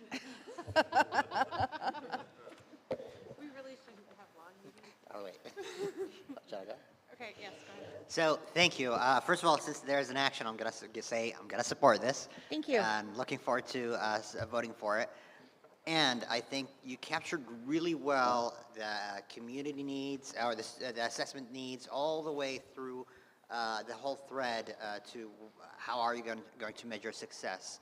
However, I have seen you identify middle school critical metric only once. If we go back to the slide of the key for performance, a regular attender in conversations across the state, that's what I'm hearing is one of the key performance indicators that we can really capture for success in middle school. Is that correct? That's our hope. Okay. We don't have any other middle school. So you're asking what other middle school indicators are in this? Yes. Yeah. Yes, that's one. And 2, if there's one that could be summative of the other indicators, what would that be, if that makes sense? I'm not going to talk about data, but provide a little bit more detail about where middle school shows up. So what I have heard from our students and our families is that there's not a through connection from middle school to high school and post-secondary. And so that lack of connection right now between middle and high school, where in high school, a lot of, I was saying that real world learning really happens in CTE. We want to make more explicit connection and make learning relevant in the middle school so that it connects to high school and they see that through path. We know that what gets kids to school is when learning is rigorous and when learning is relevant and when they have meaningful relationships, right? So you see relationships show up for sure K-12. And I think the rigor and the relevancy really show up when there's that through pathway to where I'm going post-secondary. And so one of the things we need to work on is making those connections in this plan. And then the other is involving the families, like I mentioned before. The other thing that you saw mentioned as one line item that has come to the board as a community concern is related to an alternative pathway also for middle school. The work that you know, and the conversations Kim and I have done related to that are also about making sure those are very clearly connected to career pathways or our career clusters that are connected to our programs at the high schools. Wonderful, thank you so much.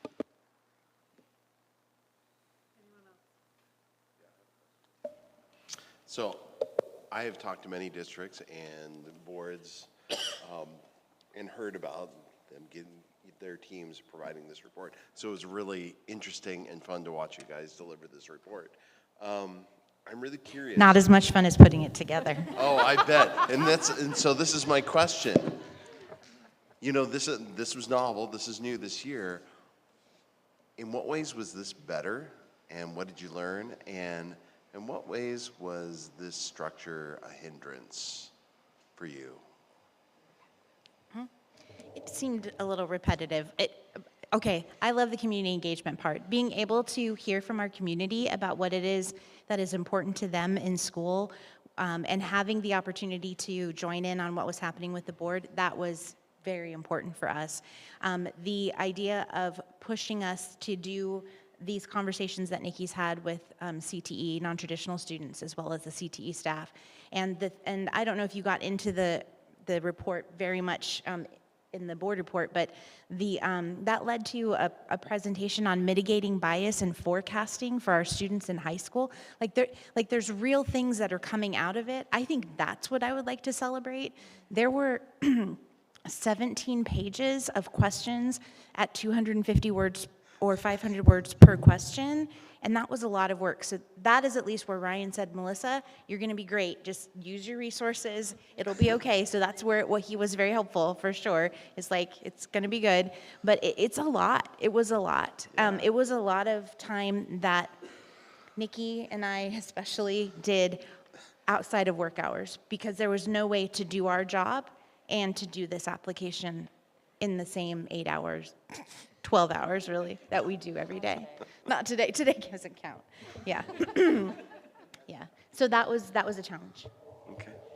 Thank you. I would also mention that for board members who've been on the board for a while, you'll remember several years ago, we sort of unveiled, a multi-year strategic financial plan that is very similar to this work. And so this work isn't new to our district and how we are looking at, okay, what are our goals, what are our intended outcomes, what are the levers we're gonna utilize to make those things happen. Like the work itself wasn't new to us, and I'm sure for a lot of districts in the state, it was like a lot of new work.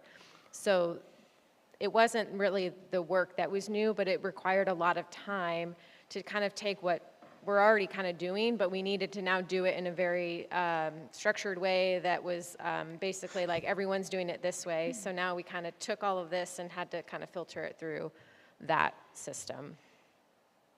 So rigidity, okay. Thanks. I think just one last thing I would add, like Melissa, I think the community engagement was my favorite part of the process, but what I'm curious about, and we don't know yet moving forward, is about the flexibility. So even in this year, as we have seen needs arise for our students, like needs for recovery of credit over the summer at high school, for example, I'm not sure yet, if that's not built into our plan, how flexible we'll be to say, this is what we're seeing as a need in our system, and here's something where maybe we can shift funding. So I'm just curious about that in this process. process. Talking about whether they will allow the flexibility to be Yeah, responsive to emerging because right needs. now, with high school success, if I want to do a variance to my budget based on a need, I schedule a meeting with them, and I have to walk through my line item budget changes. Okay, great. Can I ask for that feedback in writing, and maybe we can share it with ODE? Or we can advocate for it? That would be worth sharing. Yeah. Thank you for indulging my question.